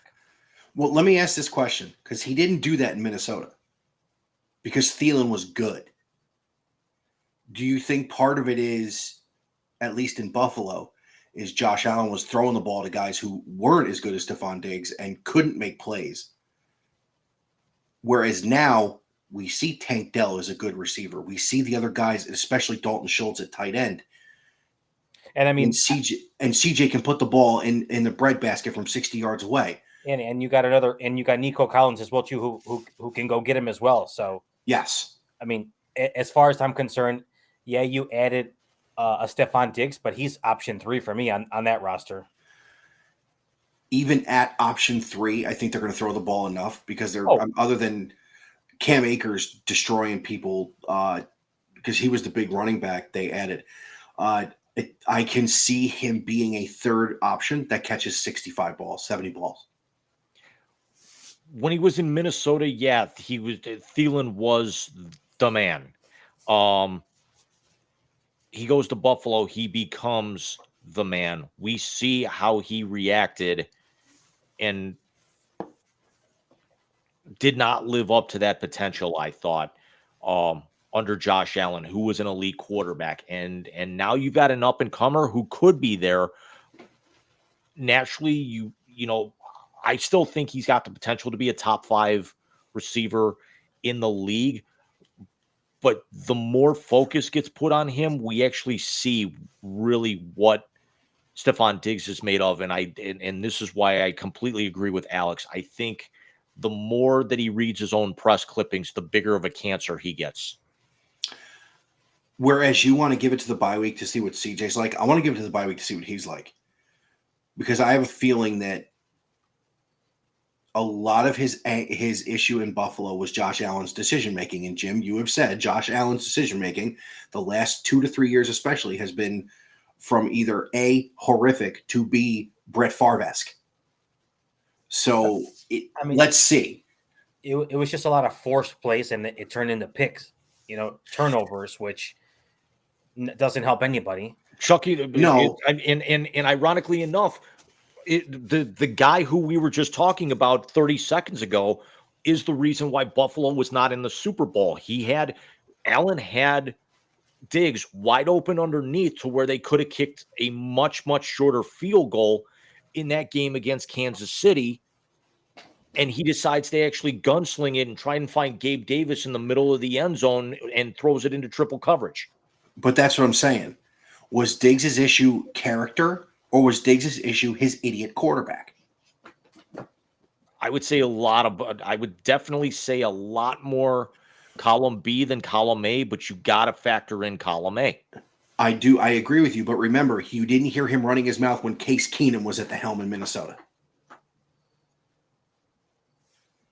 Huh? You- That's a valid point. Could to piggyback on that before we move on to the West, could part of that be that he had Case Keenum, but they knew that in the back of their minds that they were lucky to kind of get into the dance and try and see what they could shake up. Whereas when he was with Allen, he knew that he was going to a team with an elite quarterback. And let's make no bones about it, his decision making aside, Josh Allen is an elite quarterback in this league. He is definitely top 5, top 8, where Buffalo should have been in the Super Bowl at least one of the last 3 years. And it's Diggs bringing out that level of personality, knowing that he's that much closer to a championship in Buffalo because he's got better quarterback play than Case Keenum was. I want to say it's more Diggs' issue with the way it went down with the decision making with Josh Allen played. Because remember, who was the running back Minnesota had when he was there? Florida State, went to the Jets, didn't play. Who the hell is his name? Oh, went to the Jets. They got him last year. He was the big running back move. No one saw it going to the Jets. Not Aaron Jones. No. You should know this, Bears fan. Yeah, hold on. Dalvin Cook? Yes. Yeah, Dalvin Cook. He was cool when they were turning around and handing him the ball 25 times a game. I think Stephon Diggs' issues have more to do with Josh Allen than anything else. You're probably and maybe right. the expectations that he had going to Buffalo to play with Josh Allen and what it turned into. That's probably likely what soured that relationship and led to it ultimately his exit. One guy who's certainly not exiting is arguably quickly running down Brady for the greatest of all time at this particular point. The Kansas City Chiefs won their 3rd Super Bowl in 4 years, beating San Francisco after an 11-6 regular season where we were starting to see some cracks in the dam midway through the season. We see the Raiders finished 8-9. Denver came on very strong midway through with what they thought was going to be a lost season very early on, finished 8-9, and the Chargers vastly underperforming at 5-12. But this is definitely not the same division as it was last year. Kansas City's a year older. Denver's now got a lot of promise with Bo Nix. There's been we all know that the Chargers have a different head coach. There's a lot of turnaround and turmoil in Las Vegas. Michael? So this question is also 2 parts like the AFC South. Will an inconsistent Justin Herbert and no weapons to throw to make khaki pants wish he drafted J.J. McCarthy? And if they pull off the three-peat, is Patrick Mahomes on the mountain? Yes and yes to both of those questions. Okay. I mean, yes, I think that Denver has slightly improved. The Chargers have just Justin Herbert. The Raiders are the Raiders and will always be the Raiders as far as I'm concerned. And as long as Patrick Mahomes is still at the helm and you know, you got Andy Reid kind of holding down the fort, ain't nobody stopping that team. And how about they brought in Tyreek Hill 2.0? Yeah. I mean, there's the Tyreek Hill that's in Miami. They don't regret any of that move one bit. And CBS Sports ran an article today saying 5 major names that could end up being cut. Isaiah Pacheco was one of them. That's how deep this team is. That's crazy. They better not cut that Puerto Rican. Is he Puerto Rican or Dominican? He's Puerto Rican. Puerto Rican. Oh. The one of the He other yells guys. "Wepa." He yells "Wepa" and ran around with the flag both times, dude. Okay. He's Puerto Rican. Say no more. I got you. Exactly. And we've also got the reigning Super Bowl MVP now throwing no look behind the back passes, thinking he's John Stockton. What the fuck was that? There was training camp footage where they were practicing it in their 2-minute drills. Yeah, but did you hear why he did it? Because Travis wasn't listening in the huddle. Hey, you're pissing me off. Catch this. What the fuck? James, what do you think? Is Khaki Pants going to wish he drafted JJ instead of Joe Alt? I think it's not going to matter at that particular point. If Herbert regresses, you're not moving on from Justin Herbert. He's still, when he's healthy, he's a top 10 quarterback. He's, the Chargers need a little bit of work. I think, honestly, on paper, they're the second best team in that division, regardless of who the coach is. I think they're certainly better than Denver. Denver's on the way up. I think LA. I think Vegas slides back this year. You don't believe in the mullet, do you? No. Okay. Hey, just really quickly, I don't mean to cut you off, Jim. Really quickly, Mike, do you know who the 1 and 2 running backs are in that locker room? They're both Buckeyes, aren't they? It's J.K. Dobbins and it's not Trey Sermon, is it? Gus Edwards. Oh, it's Gus Edwards and okay. Oh, the two guys I was taking shots at for. I should have fucking known that, man. I mean, it's still Kansas City's division to lose, and they were the 3 seed in the playoffs and still ran the table.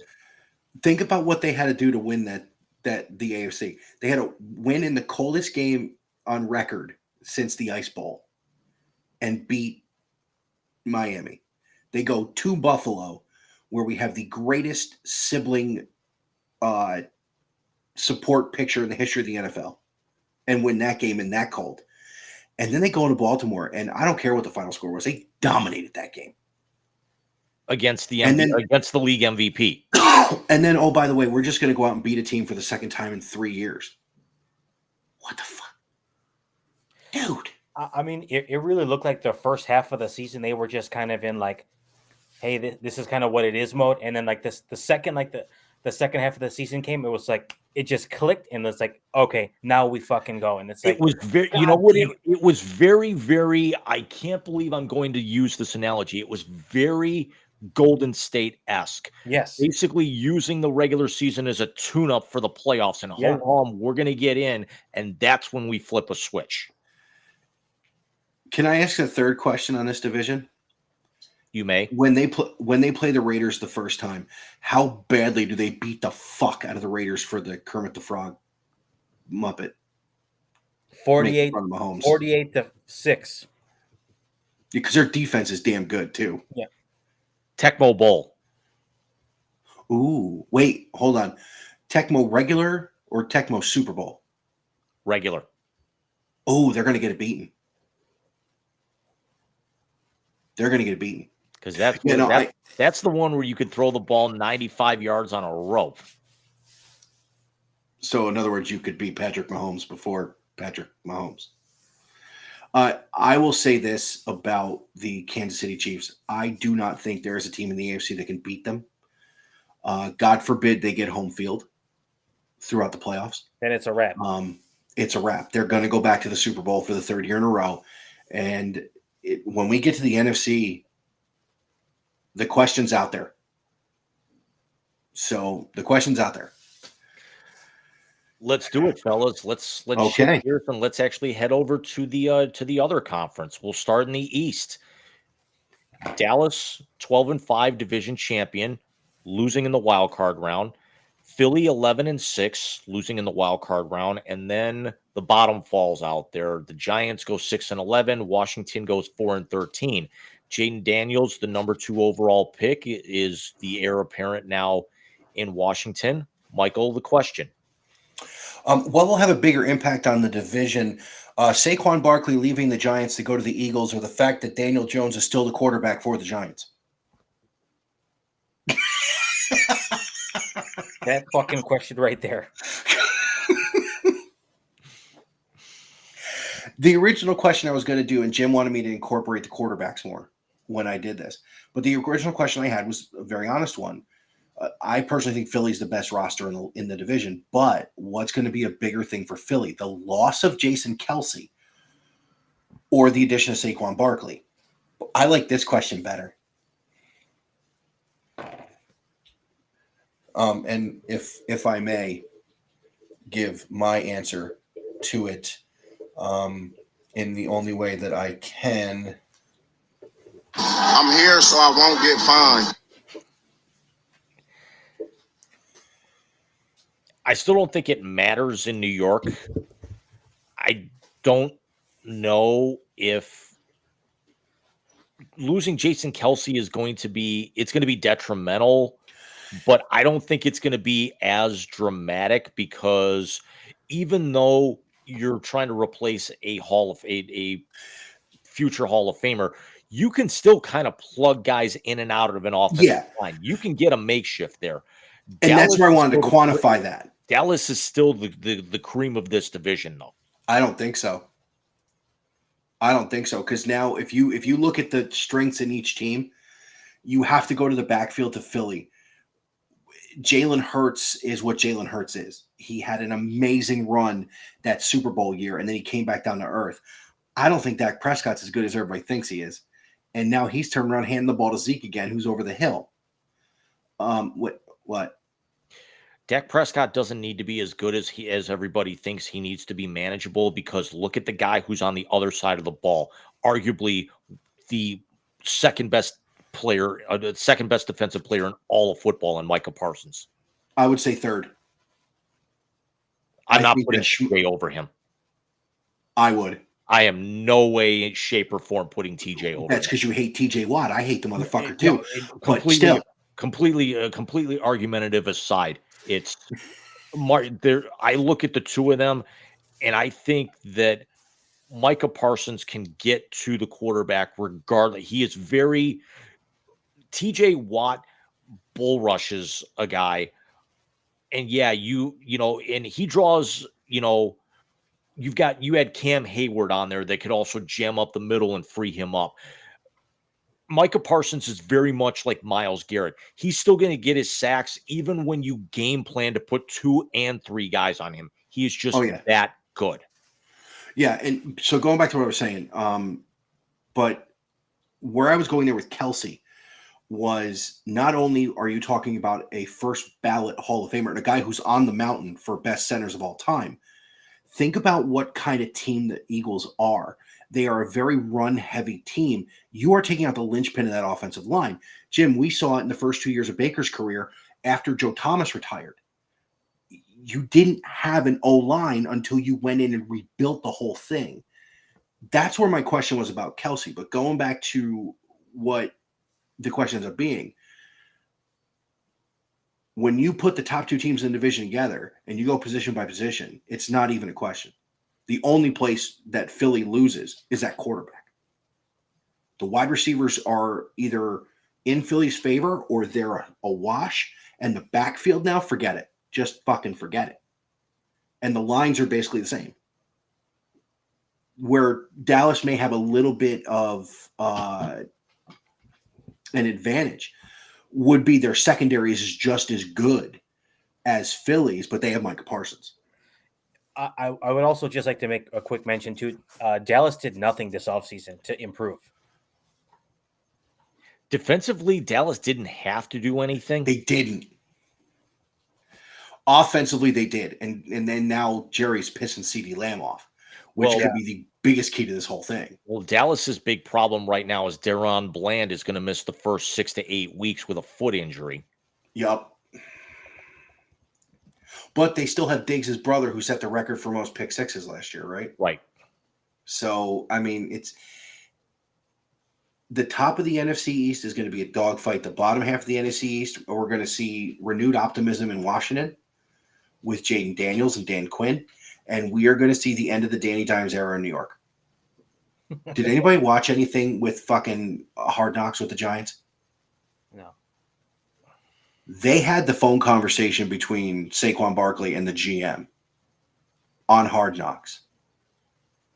If I'm the Maras, I am firing that son of a bitch so fast as get the fuck out. I'd rather hire Ted Lasso than that son of a bitch who handed the best player that they've drafted in the last 15 years. They just let him go. And yes, I'm saying that even above Eli. Let's put a smile on Alex's face for a little bit here. Let's shift to the NFC North.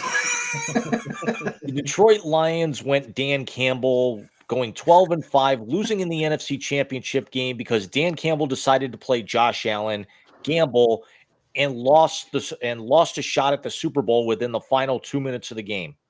Green Bay Packers, Alex's favorite team, go 9-8 with Jordan Love, losing the divisional round. And then Minnesota and Chicago both tie up at 7-10, but Chicago makes a massive run in the second half of the season and actually put themselves in playoff contention for a little bit before just ultimately running out of gas. Michael? If the Bears win and Caleb Williams has immediate success, who is it a bigger indictment of? Justin Fields or the dumpster fire that is the Bears front office? You want me to answer that right now? Yes, please. The Bears front office. Because as we've talked before, Mike, and I don't think I've ever included you in on this, Jim, there's without a doubt, no question in my mind, that they set Justin Fields up for failure. I mean, it was because he wasn't Ryan Poles' guy that they were just like, oh, well, we're just going to air him out. We're going to give him no type of assistance. We're going to give no running back. His wide receivers are going to be basically like plumbers, and just kind of figure it out from there. Now, granted, they have made significant strides because they got a guy that they wanted now. But there's no doubt in my mind that front office wanted that to be just a dumpster fire and to kind of blow up in their face or in Fields' face. James? Let me pose the question that we talked about just a few minutes ago. We said that we talked about divisions being quarterback central. You got Jared Goff, you got Jordan Love, you've got, even though he's not going to play this year, you've got a lot of promise, and you heard nothing but really good things about his mechanics, his arm strength, his ability, his reads with JJ McCarthy, and you've also now got the number one pick in the draft. Could we be actually talking about the fact of how young these four guys are, that this could be the face of the NFL and arguably the most dangerous division by 2026? Well, I don't think Goff is that young anymore, isn't he? Did you really use Jared Goff and Young in the same sentence? He's still got a lot of miles on him, especially after he completely. The thing is, watching him develop in his youth, he was hamstrung by Mr. 7-9 bullshit. He basically, by the time he moved out and Sean McVay moved in, yes, Goff had already been in the league several years. He's now pushing 30. He's playing like he's 25 now under Dan Campbell, and that's just the benefit of being under such great young, that they're going to take gambles, but they're going to put you in the right position like McVay and now Dan Campbell have done, because we've all seen that the issues with the Lions are not on the offensive side of the ball. Dan Campbell always gambles on defense, and that's what bites him in the ass late in game. Yeah, agreed. Let me say this. JJ better start beating teams with his arm. And not being a hater. We all know my issues with JJ McCarthy. Nothing I just said was incorrect.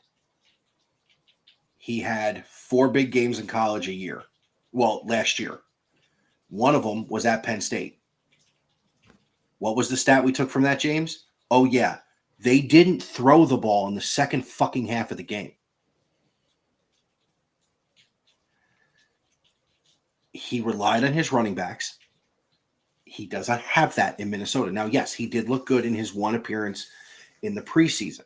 But until he does it, when everybody's going full bore, I won't anoint this division as a top quarterback division yet.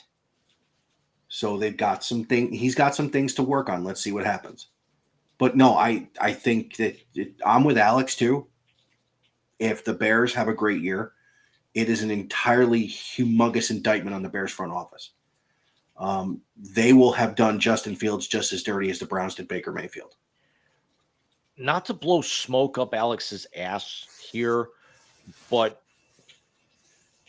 Alex, what kind of vibe are you guys getting there with, as well as Caleb has played in the preseason?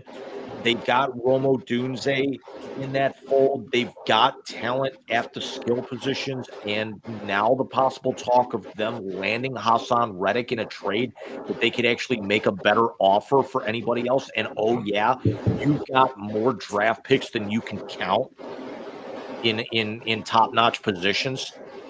Yeah, no, I will definitely say that vibes are kind of high.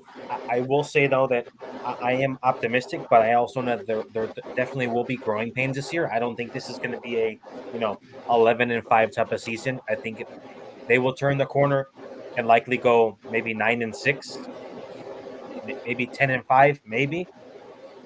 But I don't think I think that Caleb will ultimately hit some certain growing pains in some of these games, whether it be at home or on the road. But there's certainly some optimism. Not to mention, I don't think this has gotten any type of national media, but there was rumblings out there of them actually looking to fork over some draft picks and bring in Micah Parsons. I don't know if Jerry would ever kind of make that deal. I don't think so either. I trust me, I would love to see it, but I don't know if Jerry's never been one to be able to stockpile draft picks, especially, knowing what to do with them if they're at the top half of the draft. Yeah, Jerry didn't make the deal for Herschel Walker. Jimmy Johnson did. Yeah. Jerry would have kept Herschel Walker and told Jimmy to build it, and that's why Jimmy said no. I will say this too about the Bears. And I hope this does not happen for your sake, my friend. I think it's 6-1, half dozen another. This dude falls on his fucking face. And it's not because he's in Chicago. I brought it up about Tua. I'm going to bring it up about him. He played 4 games against good teams in college. He lost all 4 games. And his numbers in those games were good. But at some point in time, you've got to win a game. And JJ's never done it. Caleb's never done it. Stroud's done it. Even Sunshine did it. There are some guys who did not do it because of what they were in college. And if you got to rely on them to win a game, you don't have that information. Not to mention, aside from that aspect, there also are some significant holes within their O-line that have been remedied, but not to its entirety. It's not like a bolstered O-line. There's also some injuries as well too, so I think that could be a little bit of a limp that they're going into the season with. Their defense, I think, is stellar.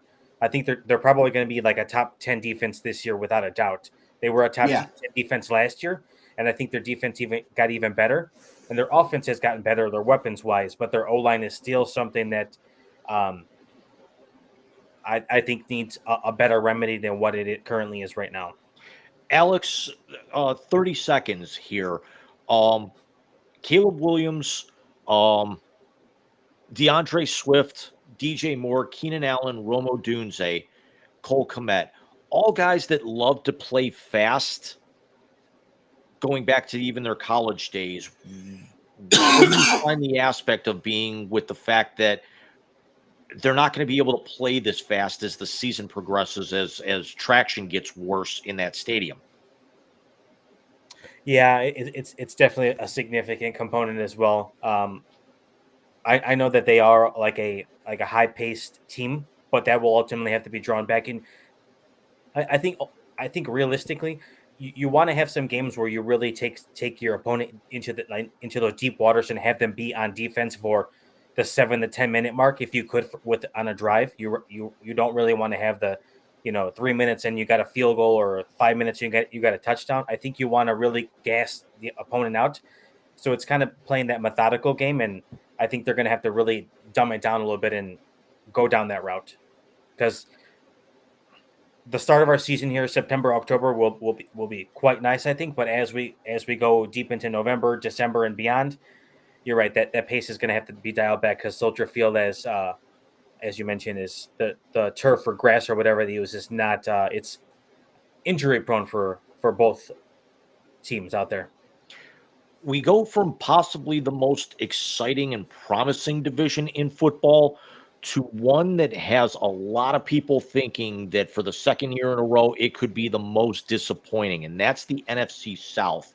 The Tampa Bay Buccaneers basically win on a tiebreaker to get in, losing the divisional round. New Orleans finishes 9-8. Atlanta is in a whole host of turmoil and turnover at 7-10, and Carolina has the bottom fall out before the season really even starts, going 2-15 after taking Bryce Young number 1 overall last year. Michael? Who plays more this year, Kirk Cousins or Michael Penix? Second part, and this is more for Jim, and then I want to get your opinion, Alex. If Tampa wins this division again, how fast does Cleveland call for Billy's head? Go ahead, Jim. I think what's done is done with the whole Baker thing.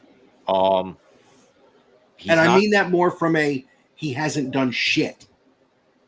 And the guy they give up the entire future for,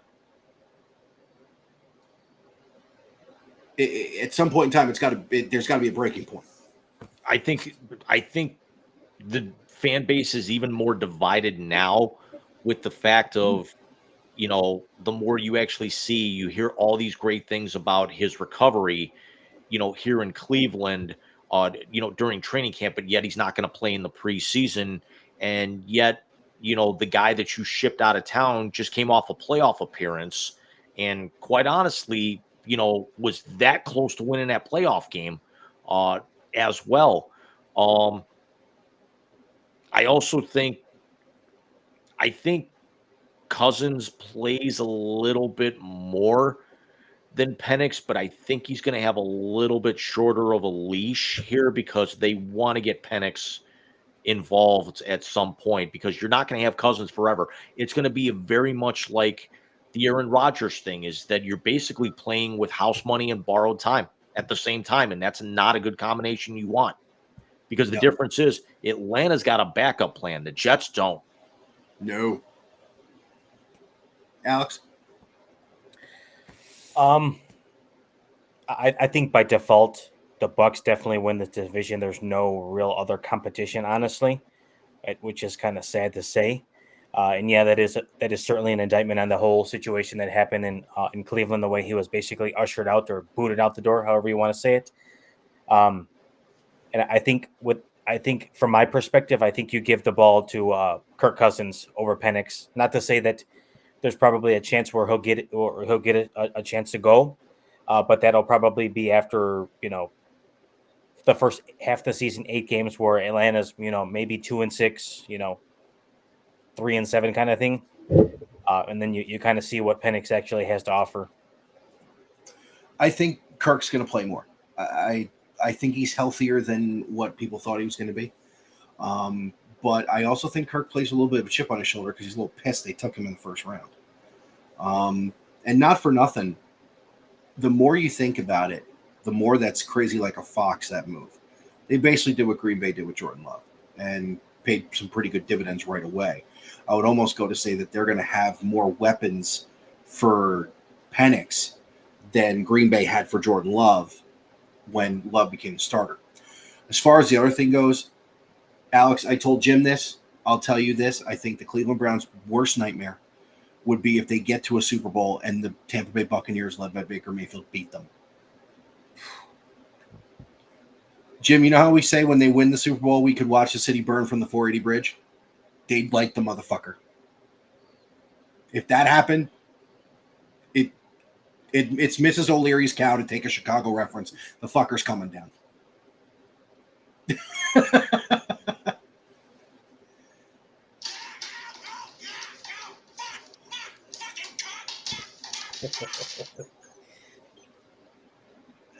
I'd be able to hear that from down here. Here's the one thing that we're also forgetting with the Atlanta Falcons, that they've got a legitimate shot to sneak in there with this because of the fact of not only do they actually go out and get Mike Penix in the draft, who's got all the tools to kind of step in right now, but you've also got a former All-Pro, even though he's coming off a really bad injury. But you've also got arguably the most dynamic young back in the game to be able to take the pressure off those guys. And Kyle Pitts. And a good wide receiver room. And you shipped out a head coach that refused to use Bijan Robinson. Yeah, I think the biggest thing that Atlanta did was hire Raheem Morris. Am I the only one that's thinking that Bijan Robinson's going to go for 1,300 yards this year? And that's being and that could be shortchanging him. I think he's going over that. I think he goes between 1,400 and 1,500. But, and here's a big but.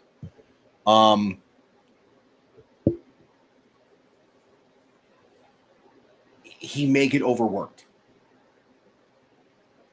because Raheem Morris is a defensive coach. What have we learned about defensive head coaches? They want to run the football. They want to play defense. When you have weapons like a Kyle Pitts, their wide receiver room was scary good too. There was no big standout, but as a group, they were very good. You have those weapons. You brought in a $100 million quarterback. You're going to throw the football. Where I think Atlanta's going to be a tough out for people is on the defensive side of the ball. As a unit, they were very, very good last year. And other than Michael Penix, they didn't draft anything but defense. And they had a lot of picks. I mean, how many more times do we have to undersell Grady Jarrett? Yeah. He's been very good. Going back to the offensive side of the ball, here's one name that we completely forgot. They're throwing to Drake London in his second year.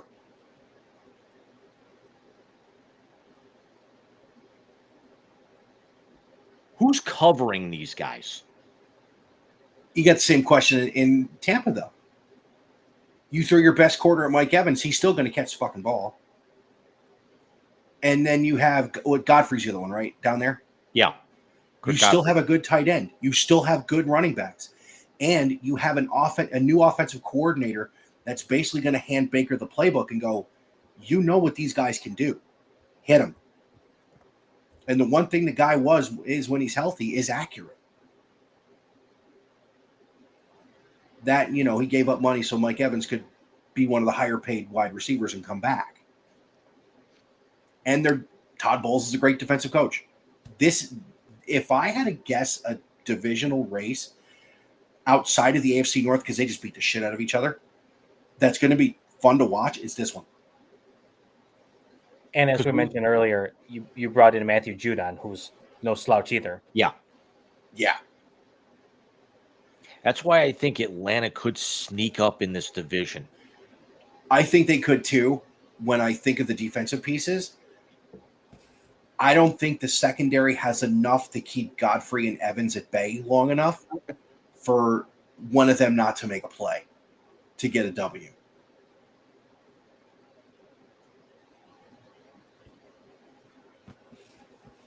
And Atlanta's still got $6 million in cap space. So they could still go out and actually get one extra piece for that. That's going to be a roster cut in the next 48 hours, or even a couple of pieces. Yeah, for maybe veteran minimums or something. It's not a bad move. Finishing up, we go out west. The 49ers, 12-5, yet again, lost in the Super Bowl. The Rams get Matthew Stafford back for a full season, go 10-7, lose in the wild card round. Seattle surprises a lot of people with no quarterback room. At least what we thought going into the season, finished 9-8, and Arizona finally gets back Kyler Murray at 4-13. And is it San Francisco's division to lose? But Mike, go ahead with your question. And that's really where my question is. Does Mr. Irrelevant keep giving the finger to the NFL as a whole? Or does Matthew Stafford have one final magical run in him? Because I ain't worried about the Oompa Loompa throwing a ball to Marvin Harrison. I'm not worried about Geno Smith and DK and those boys. Those two teams are going to dogfight this out. Who's got a better shot? I mean, by default, I think I probably would lean towards the Niners, but I think ultimately this is going to be the last hurrah. If they don't get over the hump this year, you got to blow it up because they've gone words right out of my mouth. They've gone to the well already, and like midseason, like made the splash trade and brought in Chase Young, so on and so forth, and it doesn't pay any dividends because they faced a juggernaut and Pat Mahomes in the Super Bowl, and obviously they don't win it. Here's I guess a little bit of a role question for you. Does Shanahan get canned after this if it doesn't work out in their favor? Or does the blame not fall on him? What coaches in 49er history have been to the Super Bowl multiple times? There's only one answer. It's Bill Walsh. Bill Walsh. I will say this. You can't blow it up there, and here's why. As good as Brock Purdy has been and as amazing as the story is, he's not fucking stupid. He's not going to break the bank and force them to get rid of people. There's a shot Ayuk signs a deal today. I was just going to bring up the Brandon Ayuk saga. It's the one. I mean, I can't believe I'm actually saying this, but thank you, Hassan Reddick, because at least now we're talking about somebody getting into camp or getting signed that's not Brandon fucking Ayuk. Yeah, so Brock Purdy, for lack of a better term, he knows where his bread's buttered. He knows he has done as well as he has because he has Ayuk, Debo, CMC, George Kittle. Because if he breaks the bank, kiss them all goodbye. Or just about all of them. You'll probably keep CMC and Kittle trying to recreate in the aggregate what Kansas City does with Pacheco or whatever running back they decide to have and Travis Kelce. The thing I'm interested in is what does the Rams have on the defensive side of the ball that can keep them in that second spot? I know I brought up Stafford because it's an offensive league. They may have had the biggest retirement out of all of them. I mean, without question.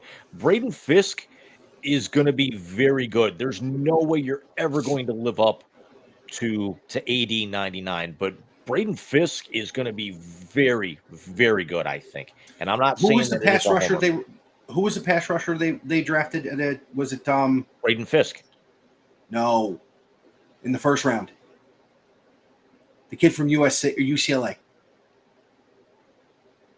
Did they draft him or did somebody else? Braden Fisk was Florida State. He was the second round. Okay. That's who you wanted the Browns to take. Yes. I wanted him at 54 instead of Michael Hall. Who's dealing with 5-0? Yeah. You think he played for Tressel or Urban?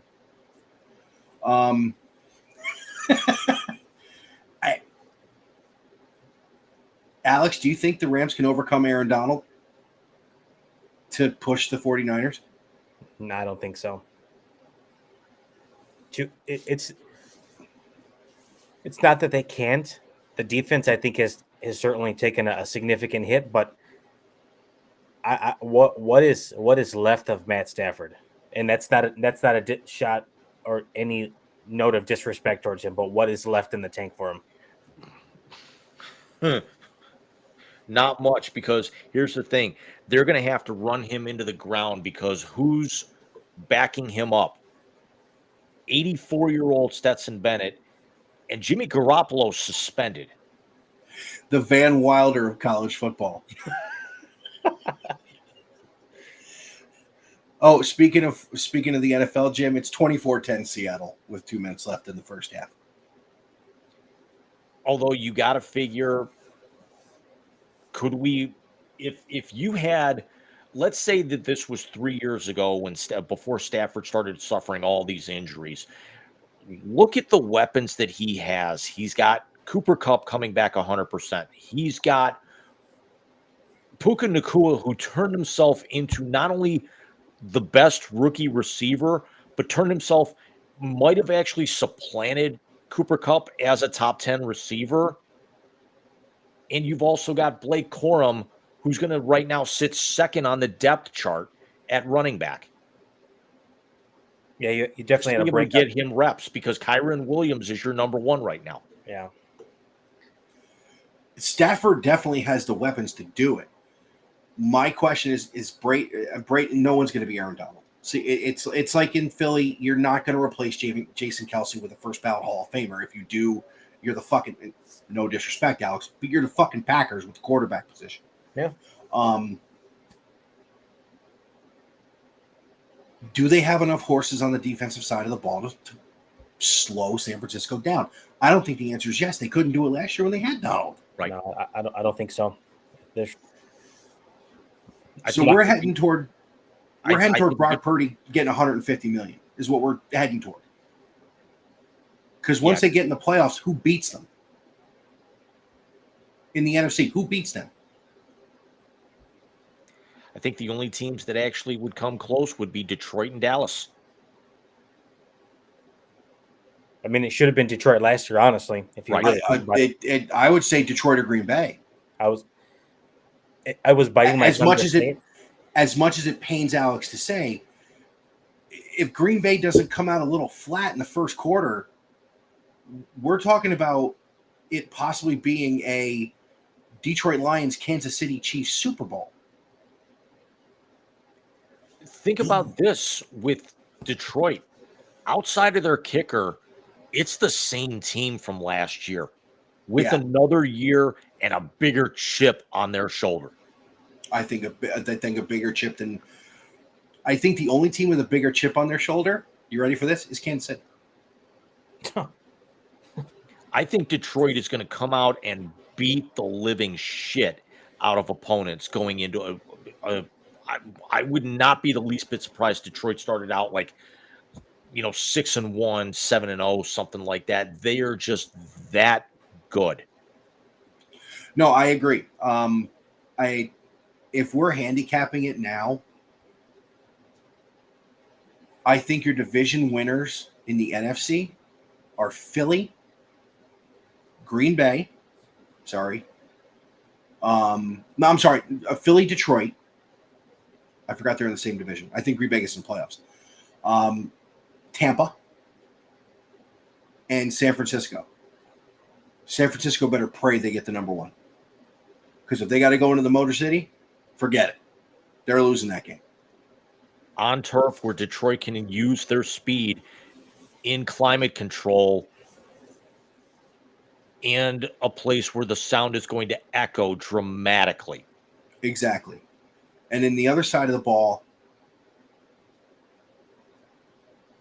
you know what? I'm going to go a little homer on this. Jets, Texans, Ravens, Kansas City.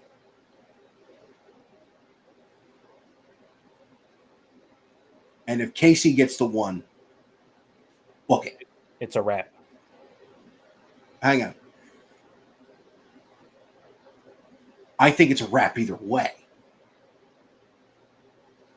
Because everybody who stepped up offensively has taken a step back defensively. Here's the problem, though, with Kansas City doesn't need the one. They were the 3 last year and still ran the table. But that's what I'm saying. If they get the one, just book the fucking flight. Tell Taylor to cancel the concert. Just book the fucking flight. Legitimately, yes. As painful as it is to say, because it's turning into Brady-esque, basically. No, he's more likable than that son of a bitch ever Well, was. no, I'm saying team wise. I'm not saying Mahomes Brady situation. It's Patriots wise, basically. Got with you. the Chiefs now. But the difference is they're more likable. Andy Yeah, Reid is they so are. much more likable than than Belichick. Belichick will ever be, at least on the sideline, because now you get Belichick, when he's talking candidly, how could you not like the guy? I mean, he's How like a does he different fit in on fucking Pat person. McAfee? How does he fit in with McAfee's crew? That's my favorite part. Here's one reason why they're more likable than New England. They don't have 4 Super Bowl championships with suspensions tied to them. There's no asterisk involved in Yeah. any of them. Yes. There's not a lot of assholes involved either. Yeah. I mean, Well, I mean, Kelsey went to Cleveland Heights. He's an asshole. I will also say I'm a big fan of Andy Reid. He seems like he's a good guy to have a cheeseburger with, kind of thing, you know. Preach it. We'll go into a very, very quick blast here, Mike. We've got only a couple of things, and then we'll revive a segment that we haven't done in the better part of a month. I know it's hurtful. Diamond Sports reaches a settlement to where they will carry NBA and NHL telecasts for this year. And they will be submitting new paperwork to be able to try and get out of bankruptcy. Although they did drop the Mavericks and the Pelicans from telecast, and will still have the better part of a dozen teams in each league. Although they only had 1-year deals with 3 Major League Baseball teams. That's Bally, right? Correct. That's the parent company. Yeah, they boned it. They boned it hard. What's that WBD? The NBA filed a motion to dismiss the lawsuit that Warner Brothers Discovery filed when the league renegotiated TV rights a few weeks ago. Now listen, Adam Silver is on the top of the list of executives who don't do stupid shit. The most popular sports studio program across all genres is Ernie and the Boys, is on TNT. Yep. There are people who tune in just for Ernie and the Boys that then watch the game when it's not their team playing. Or don't even bother with the game and actually just, flip back and forth, hoping that they catch halftime or close to the end of the half. This might have been fucking stupid. Cleveland Cavaliers founder Nick Maletti passes away at the age of 93. I'm glad he was alive for 2016. Because that summer really is the culmination of what he wanted to bring to Cleveland by bringing an NBA team there. He wanted to bring it to Richfield. Yeah. The miracle of Richfield. Unfortunately, the Ted Stepien rule. None of that happens without Nick Maletti. No. Didn't Stepien throw balls off a terminal tower and hurt people too? Yes. Fucking idiot. Alex, the terminal tower, what they call Tower City, used to be the tallest building in Cleveland up until the KeyBank World headquarters were built. If you've seen the Avengers, you've seen Terminal Tower. Oh, okay. In Germany, when Loki's standing over those people, the big building behind him, that's Terminal Tower. Oh. And Alex, this is right up our alley. We are just over 12 hours away from AEW in London Part 2. In London? Which this might be a better stacked card than last year, and that's saying something. You're going to Adams tomorrow, right? Yeah. With this being in London, is it what 10 noon my time, 1 your time, or what? Yeah, pre-show starts at 11 Eastern, 10 Central. Main card will start noon Central for you. Okay. Bryan Danielson against Swerve Strickland for the World Championship. Britt Baker's second match back in the ring will challenge Mercedes Moné for the TNT title. The Young Bucks will defend against FTR for the World Tag titles. Darby Allin challenges Jungle Boy Jack Perry, or I should say the scapegoat Jack Perry for the TNT Championship. Mariah May will actually challenge Toni Storm for the AEW Women's Championship in her home country. Toni Storm coming up on a year as champion. Arguably, that I got a feeling, Alex, that could be the best match on the card if they gave it the proper amount of time. In theory, it could, and I'm my guess is that she's got to win it in her home country, right? You would think. But, I mean, think. Or do they pull a SummerSlam and take the belt off of somebody who's in his hometown? Granted, Logan Paul's a piece of garbage, but they did take the belt off him at SummerSlam in Cleveland. I mean, they also took the tag belts off of DIY on the SmackDown the night before. That's true. They took the belt off Johnny in Cleveland? Yeah. Fuck you, Hunter. Fuck you, Hunter. And put them on Roman's stupid cousins. I mean, that's a great way to get heel heat right there by losing it in your home country. Yeah. Great way to get heel heat.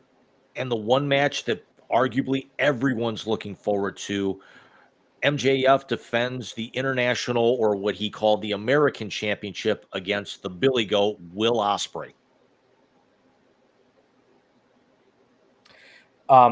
Here's a question that's way ahead of it, because I think the next segment is the Wiseies, right?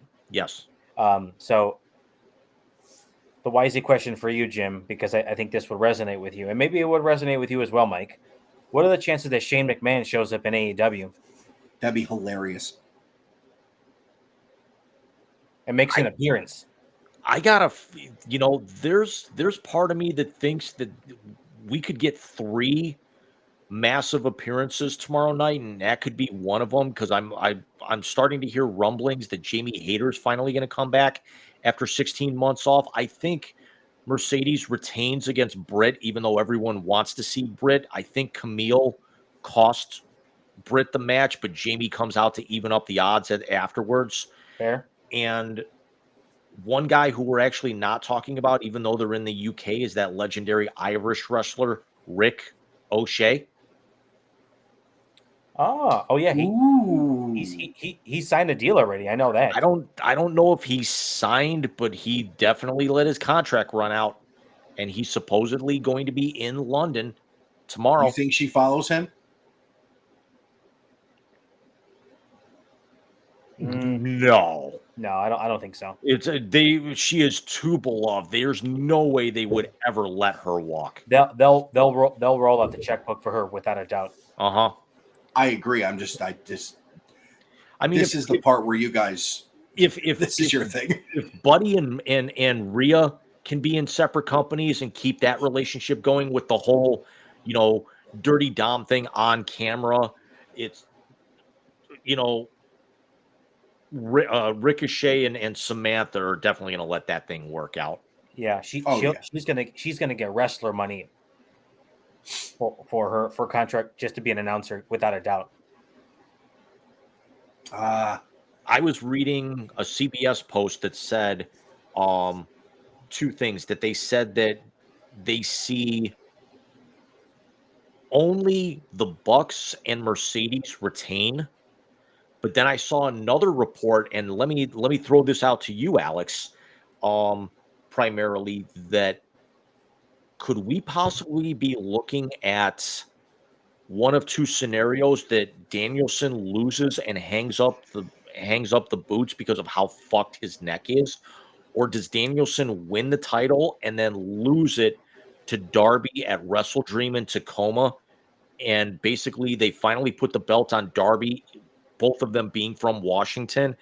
They put the belt on Darby finally, and then Bryan hangs him up in his hometown, essentially. Even though Darby's got a world title shot at All Out in September in Chicago. You know what? I think that's definitely possible, but I think with as banged up as he's Brian Danielson. His real name is Brian Danielson. Danielson.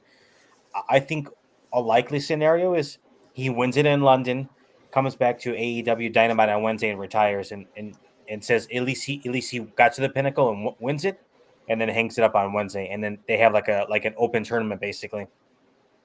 I could see that because you also at that point you might be able to get Grand Slam involved at Arthur Ashe a little bit. Sure.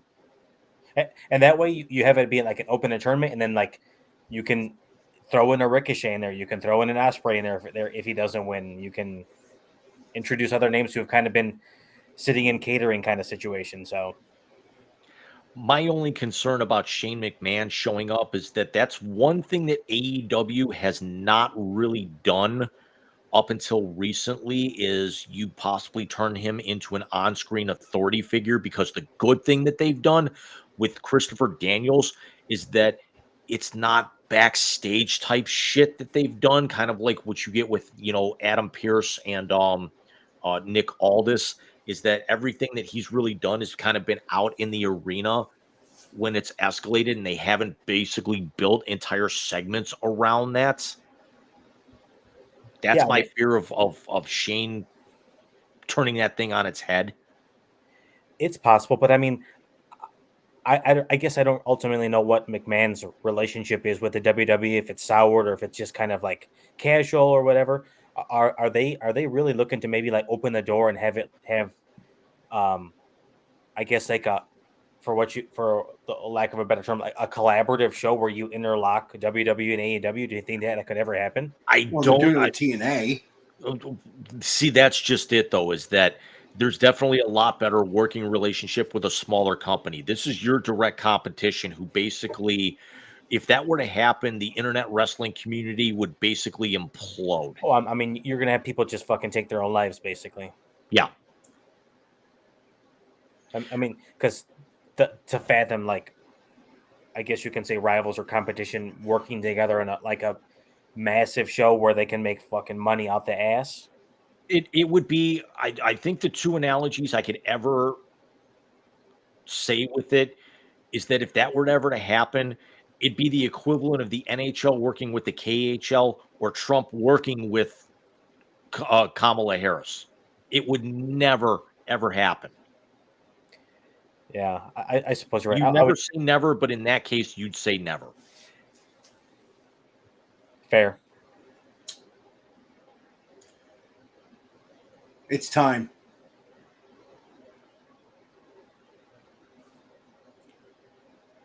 Would you shut up?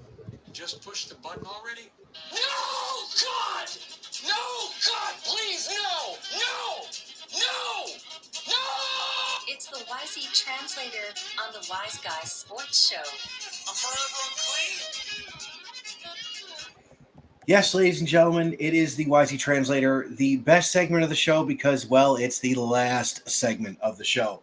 And it is really about a month off from the Translator between hiatus, one episode,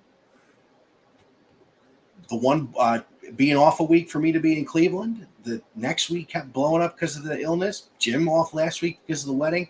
And now we bring it back with the man who was there the day it was invented, with one of the greatest. I put it in the YZ Translator, and I get Sanika Wallace. Many other good ones have come and gone as we have come through the almost 18 months of having the Translator. We have Brett Favre being compared to Boss Hogg. We have foot-long jokes made by Patrick when comparing Lauren Boebert and Casey Anthony. We have Alex calling Dwayne Johnson a shitty actor. And Jim, yes. I got to go back to it, Jim. Douche canoe, douche canoe, douche canoe, in his reference of Kyrie Irving. So it is upon me to give the first name of the night out.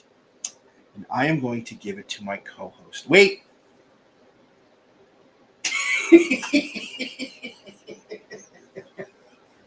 Alex, have you seen he does this every week now? I have, yeah. The last time we did this, I'm not going to say his name. But it's up over 650 views. Is it really? Yes. Our biggest translator ever because of one person. The hat tip right there for you guys. Do you still have the song in case someone says his name? Somewhere. Nice. Yeah, I should have quit the business. Anyway, so Jim, I'm going to start with you. And I am going to, well, let's lob you a little softball. Jim, your first name in the Wisey translator for this evening, sir, is Cleveland Guardians manager Stephen Vogt.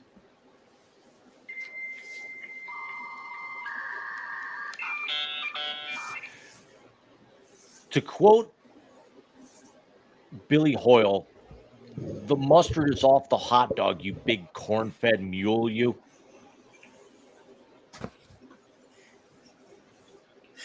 I sense some tension. Is the lead a game? It's a game because Minnesota shellacked the Cardinals tonight. There's that. May I go for a second one in a row, James? You may, Michael. Thank you. Alex. By the way, for the record, the Chicago White Sox will hit 100 losses this weekend. You're a dick. It's funny because I'm looking over the standings and everybody else is still mathematically alive. Even the Athletics were leaving town in 2 months, are 20 games under 500 and still mathematically alive. The Chicago White Sox are 43 and a half games out of first place. Do you know the last time I saw those numbers, Alex? 1986. It took a team winning 108 games for somebody to be 43 and a half out. And for the first time since 2014, we are on pace for no team in Major League Baseball to win 100 games. That's incredible. If They the say the Guardians best right now is 95. If the Guardians had any idea what the fuck they've been doing for the last 2 months, the White Sox would be 60 games out because the Guardians should have had a record 10 games better than what they are right now. James, it's only 53 then. So Alex, this is still the White Sox. Yeah. So Alex, their manager put his junk in a cup. Would you shut the fuck up? Because Alex, James just referenced your name. And your first name in the White. Would you stop with the Mario Brothers shit, please? My God. Your first name in the Wisey translator is Azerbaijan White Sox manager Grady Sizemore.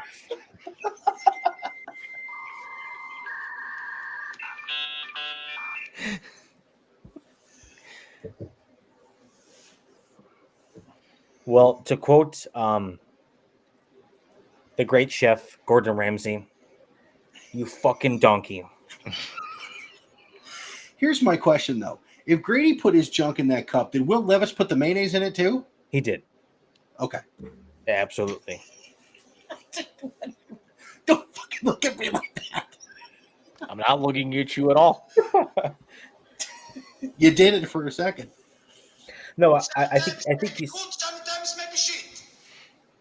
think he's doing a commendable job. But I mean, the fact that the man was a $15 an hour intern with the Arizona Diamondbacks, like, that just kind of shows you, like,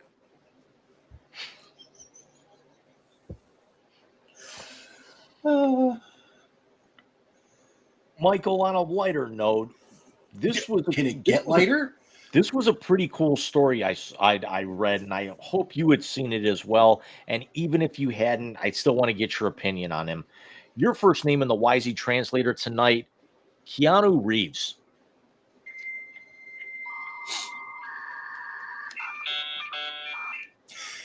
I don't find it funny that the two people he's played in movies that have been football players both went to Ohio State. The story that we speak of is earlier today, or maybe even yesterday, Keanu Reeves signed a one-day contract. Yes! To be a member of the Windsor Spitfires of the Ontario Hockey League, where he never got a chance to play professionally for how much his family moved around when he was younger. That's awesome. My comment still stands. Both Johnny Utah and Shane Falco are Buckeyes. I got nothing. Alex, Alex, do you have one for me, sir? I do have one for you, Mike. Okay. The name that comes to mind right now, because we're trending towards football, and we know how passionate you are as a fan. Much more on the NCAA side versus the pro side, but I'm going to go pro right here for a second because Okay. I want to see if you have a hot take on this name, and you might not. One, Kevin Stefanski.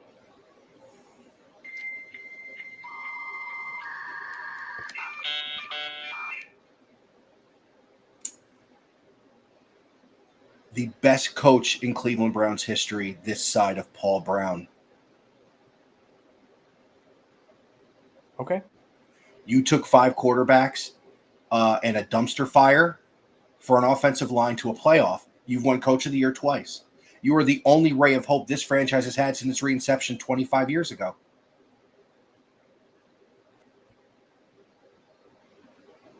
I didn't think you were going to go there, Rob. Okay, actually, hold on. Maybe since Marty Schottenheimer. Stop the Q-tip when there's resistance. Thank you. I forgot about Marty. I apologize. You just saved this show from getting canceled. Maybe that's what I was going for. At least the vitriol, anyway. No, but he's the best coach this franchise has had since Marty Schottenheimer. It goes Paul Brown, Marty, then Kevin Stefanski, in my opinion, if you're talking about the Mount Rushmore of Cleveland coaches. But yeah, I am more impressed with Kevin Stefanski for the job he did last year than what he did when he came in. Because he literally took a 90-year-old man off the couch and a running back room by dumpster fire committee and really is a turnover away from beating Houston.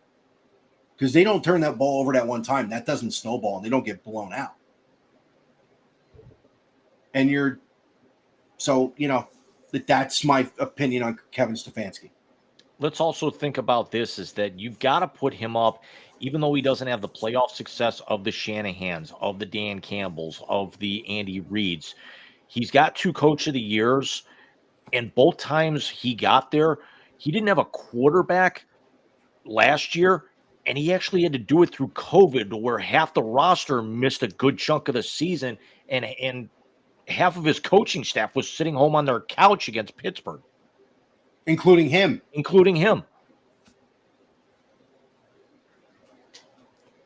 If you'd asked me about the quarterback, we would have gotten canceled for language. I was tempted to go Jameis Winston, but I think we've already gone that route. So they don't sell many crab legs in Cleveland. He won't get busted. Yeah, but I gotta say, some of the stuff, some of the sound bites and everything that Jameis, I think, is definitely matured. He's definitely not going to be what Flacco was. But Jameis now, if you hear any of his snippets, whether he's talking about Watson or whatever, Jameis makes you want to run through a wall. He doesn't make you want to eat a W. Jameis gives you optimism. He doesn't make you want to eat a W, Jim?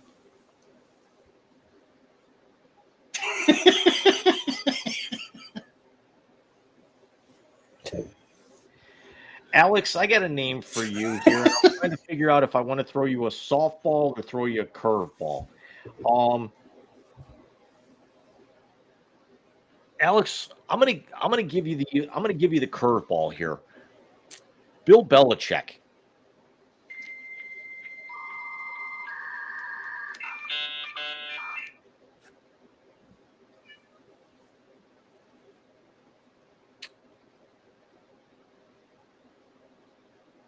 I gotta say, he could be my grandpa. I'm really coming around. It's grandpa-esque, you know. If not, he's the dirty old uncle. Correct. That too.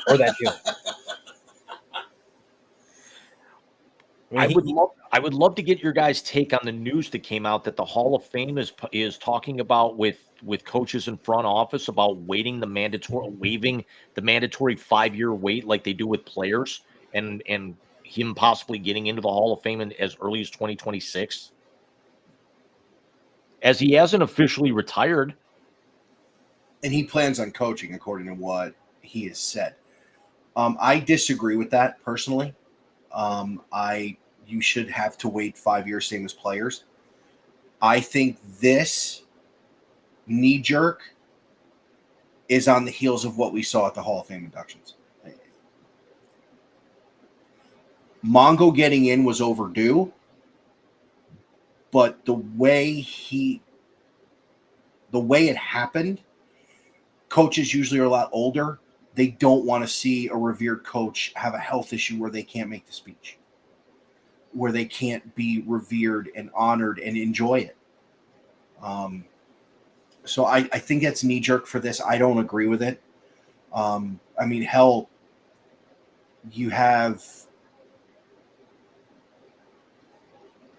Now, here's the question. If it was a player that goes in, do they make him wait till they're not a coach anymore? Because, like, Yogi Berra was the manager of the Mets when he went into the Hall of Fame. And he went back and he took the day off and managed the game the next day. Does the NFL do that? Or have we ever run into that scenario? No, I don't think so, because you'll actually, like, Urlacher was a position coach or something somewhere, wasn't he?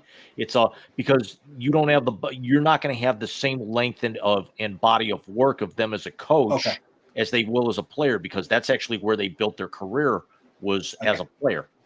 Yeah, I just didn't know if the NFL's ever run into that, where a head coach was a player who ended up getting in. And, well, really, I don't think how many really amazing players have been head coaches. Not many, but yeah, you see that more in baseball. Let me throw this question out to both of you guys real quick before we actually, start winding down the translator.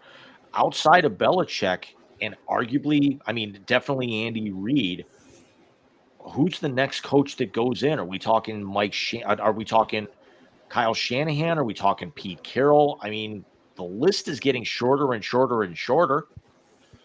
Pete Carroll. I would agree. John Fox, possibly. No. Maybe down the road with the veterans. John Fox had 3 winning seasons. But he's got a Super Bowl. Maybe 4. And got to a second one. He's been to 3. He's 1 and 2 because he was Peyton's coach for both of those. Tony Dungy's got 1 and he's in. John Fox doesn't have a Super Bowl. He won with Denver. I thought Kubiak was a head coach when they won with Peyton. He went with Denver. Peyton, when they got, He also went with Carolina. Well, I think he's 0-2 because I'm pretty sure he was there. He was with them when Seattle beat the piss out of them.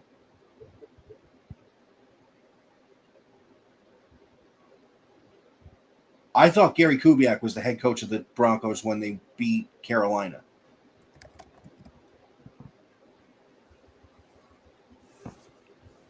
Why is this not coming up? Because it's a computer. It was Gary Kubiak. Yeah, that's what I thought. I have way too much stupid shit in my head.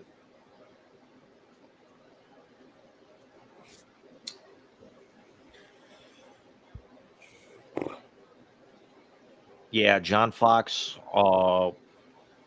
regular season record of only 520, postseason of 533, but again, 3 Super Bowl appearances. Who was the third one with? Carolina, Denver. I think it's it. I mean, he may get. You're right. It's 2. He may get more credit for being the guy who got Tebow to the second round of the playoffs. What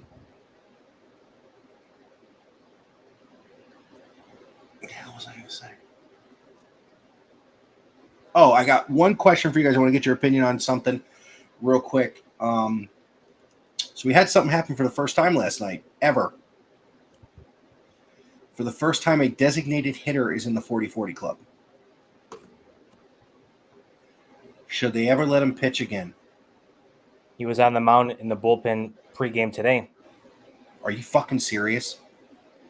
I saw that, Alex. Could you imagine if he's ready and he closes in the postseason for them? Let's go one step further here. We actually saw something on, I want to say it was Thursday night, that we've never seen before. A player went 20-60. What's his name? Ellie De La Cruz. He's on his way to swiping. I'll say it. He's on his way to 30-80. I think he can, because he's got 22. I think he can hit 8 more in the last 6 weeks of the regular season. We know he could swipe 18 more bags. I see Jose Ramirez became the first third baseman since Howard Johnson to go a second 30-30 season. You also see he became the first member of the Cleveland baseball franchise history to have 2 30-30 seasons. That team's been around 110 years, and he's the first one to ever do it twice. Well, his ex-teammates about to join him with doing it multiple times. With his 2 home runs tonight, Francisco Lindor has 27 bombs. He's got 26 steals. He will be the first shortstop, maybe second shortstop, to do it more than once. I think A-Fraud did it twice. Did you hear what Jeter clowned on him today at Old Timers Day, Yankee Stadium? No. They asked him in the it's 15 years since they won the last title in 2009. So they honored the 09 team. And if Alex, first of all, A-Rod looks like Ross Geller when he went into the spray tan booth and didn't turn around. That came up. That's the third different time that analogy has come up for me this weekend. The sun. But they said, hey, Alex, what's it feel like to put your Yankee jersey on again? And Jeter goes, oh, he wears it at home all the time.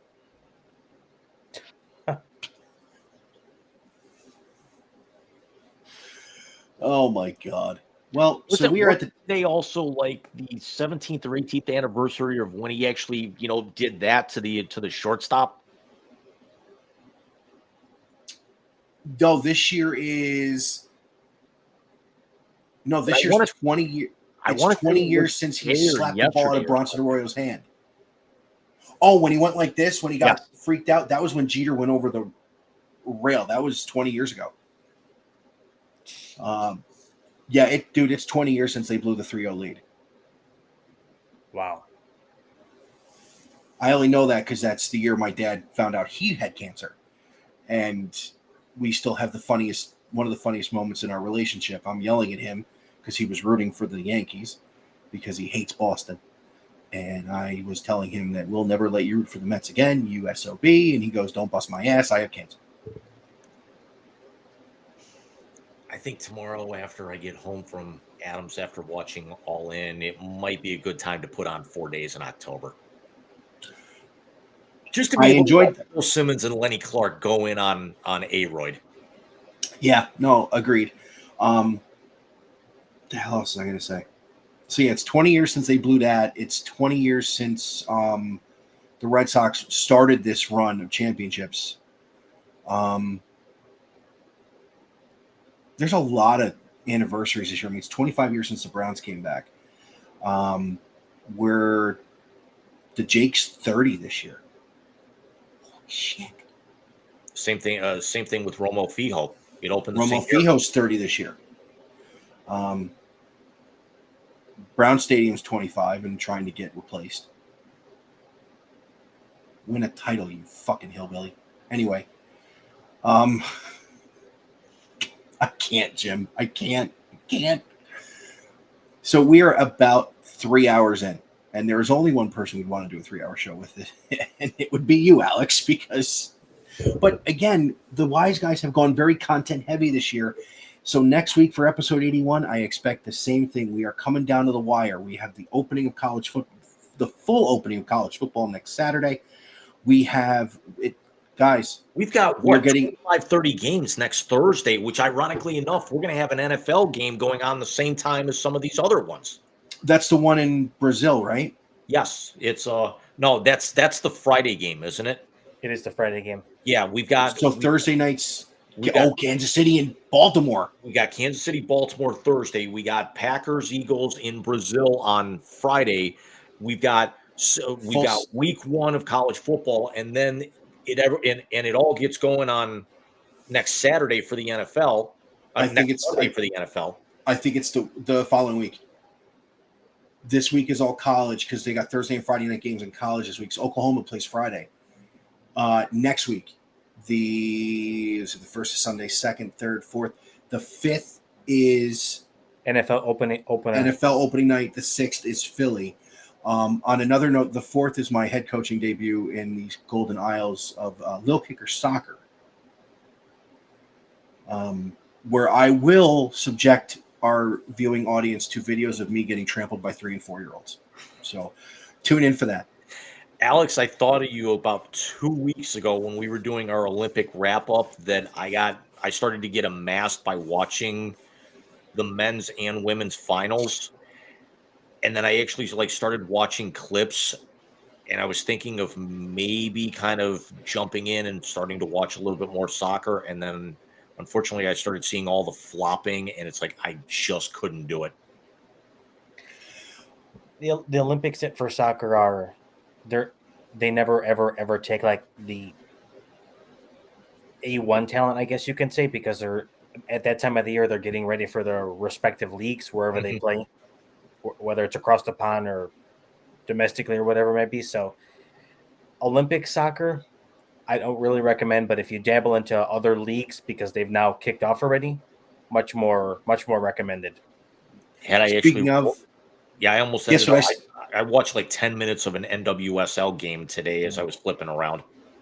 guess what I started watching, Alex? I have Apple TV Plus. I started watching Ted Lasso. Oh my gosh. They just announced today there's going to be a season 4. By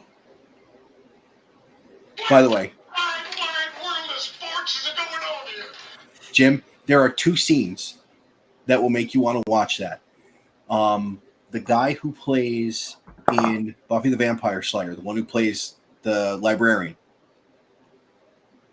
Anthony Michael Head, yes. Giles. Okay.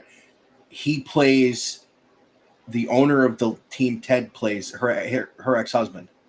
Ted hustles him at darts. I saw that clip. Okay. But when they do the Julie Andrews thing in The Office, fucking great. they say, what's your favorite Julie Andrews role? And the guy who plays Roy Kent, who, by the way, reminds me of Jim a little bit. I could see that. His is Maria. The nerdy guy who reminds me of Dwight from The Office. It's Mary Poppins. Coach Beard, who literally is Coach Beard because he's got a big old beard, is Eliza Doolittle, which is she read the audiobook. And the reporter, it's the chick from the Princess Diaries. I'm telling you. I am telling you. And the Jamie Tart character you will love. Because he is a bigger prick. And the Signal. Yeah. Take your word for it.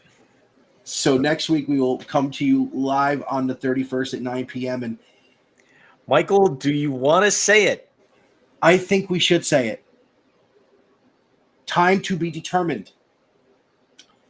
But James and I will be live reacting on Monday the 2nd to the ultimate showdown of athletic feat that this country can have. More than Manning versus Brady, more than Michael versus Larry, more than McDavid versus Kachuk. This is going to transcend Clark and Reese. This will transcend Tiger and Phil. This will transcend Liddell and Ortiz. This As will Kobayashi faces Joey Chestnut in the hot dog eating contest to end all hot dog eating contests, and the wise guys will be with you to comment.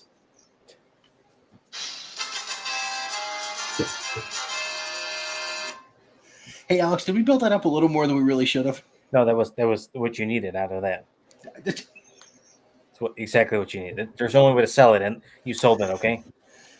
Listen, I feel like we can cut promos now as long as we've done this. You should. You should. Listen, McAfee is my hero. Michael Heyman. There you go. I couldn't take a power bomb through a table. She worked on my neck the other day, dude. It sounded like a bowl of Rice Krispies. I am like strangely addicted anymore to chiropractor videos. Mine, first of all, Alex, I'm the only person you know who could find, as much as I hate this place, could find a chiropractor from Michigan. Lucky you, right? Lucky you. Oh, she went to Eastern. Ypsilanti's a different animal than Ann Arbor. Okay. As I hear my earbuds dying. But we will see you guys next week on the 31st. We will get the horsemen together. I promise you that. We got to deal with college football refereeing and such, but we will get the horsemen together. And unless something changes, James and I will also see you on Monday. Michael with a chiropractor. Because it's Sunday already. Michael with a chiropractor and me probably downing a whole pack of brats during that 30-40 minute stream are going to sound about the same.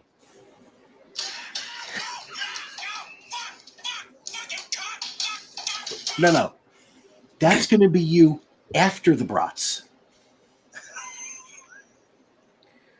Hey guys, I got a dip. You guys both have a good night. Thank you so much for having me. Take care, bud. It was fantastic. Love you, buddy. We'll Absolutely. talk to you soon. See you, Take man. care, guys. It's always fun when we can have one of the boys on. 3 hours. This is actually our longest show yet that wasn't a live, Yeah. action. But think about it though too. I mean, we hit all of we hit the bulk of college football. We hit every division in the NFL. We honored the late founder of the Cavaliers, and we did the translator for the first time in a month. Yeah.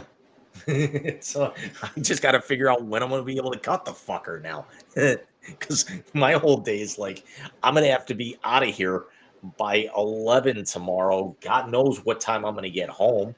And I'm going to have to figure out how to wind down for my first day back to work in almost 10. I already looked at my email inbox. It's going to take me 4 hours to catch up on my emails on Monday. Well, I'm going to bed. This 2 nights in a row, I'm out past midnight. Get into a pumpkin or something? Only if I put on an orange t-shirt. Quite frankly, I'm a worthless fucking fat ass who shits his pants. You said orange. You said pumpkin. It just fits. You almost got the vice presidential nominee in the translator. Tim Walz, not JD. I was gonna say. Did you hear what Obama said about him? How could you not? I love this guy. And those flannel shirts, they've been through some stuff.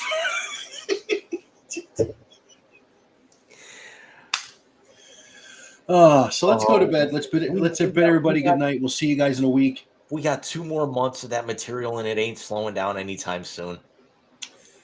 Nope. I'm slowing down, but I'm going to bed. Everybody have yourself a great night. We'll talk to you next Saturday. See you in a week, guys.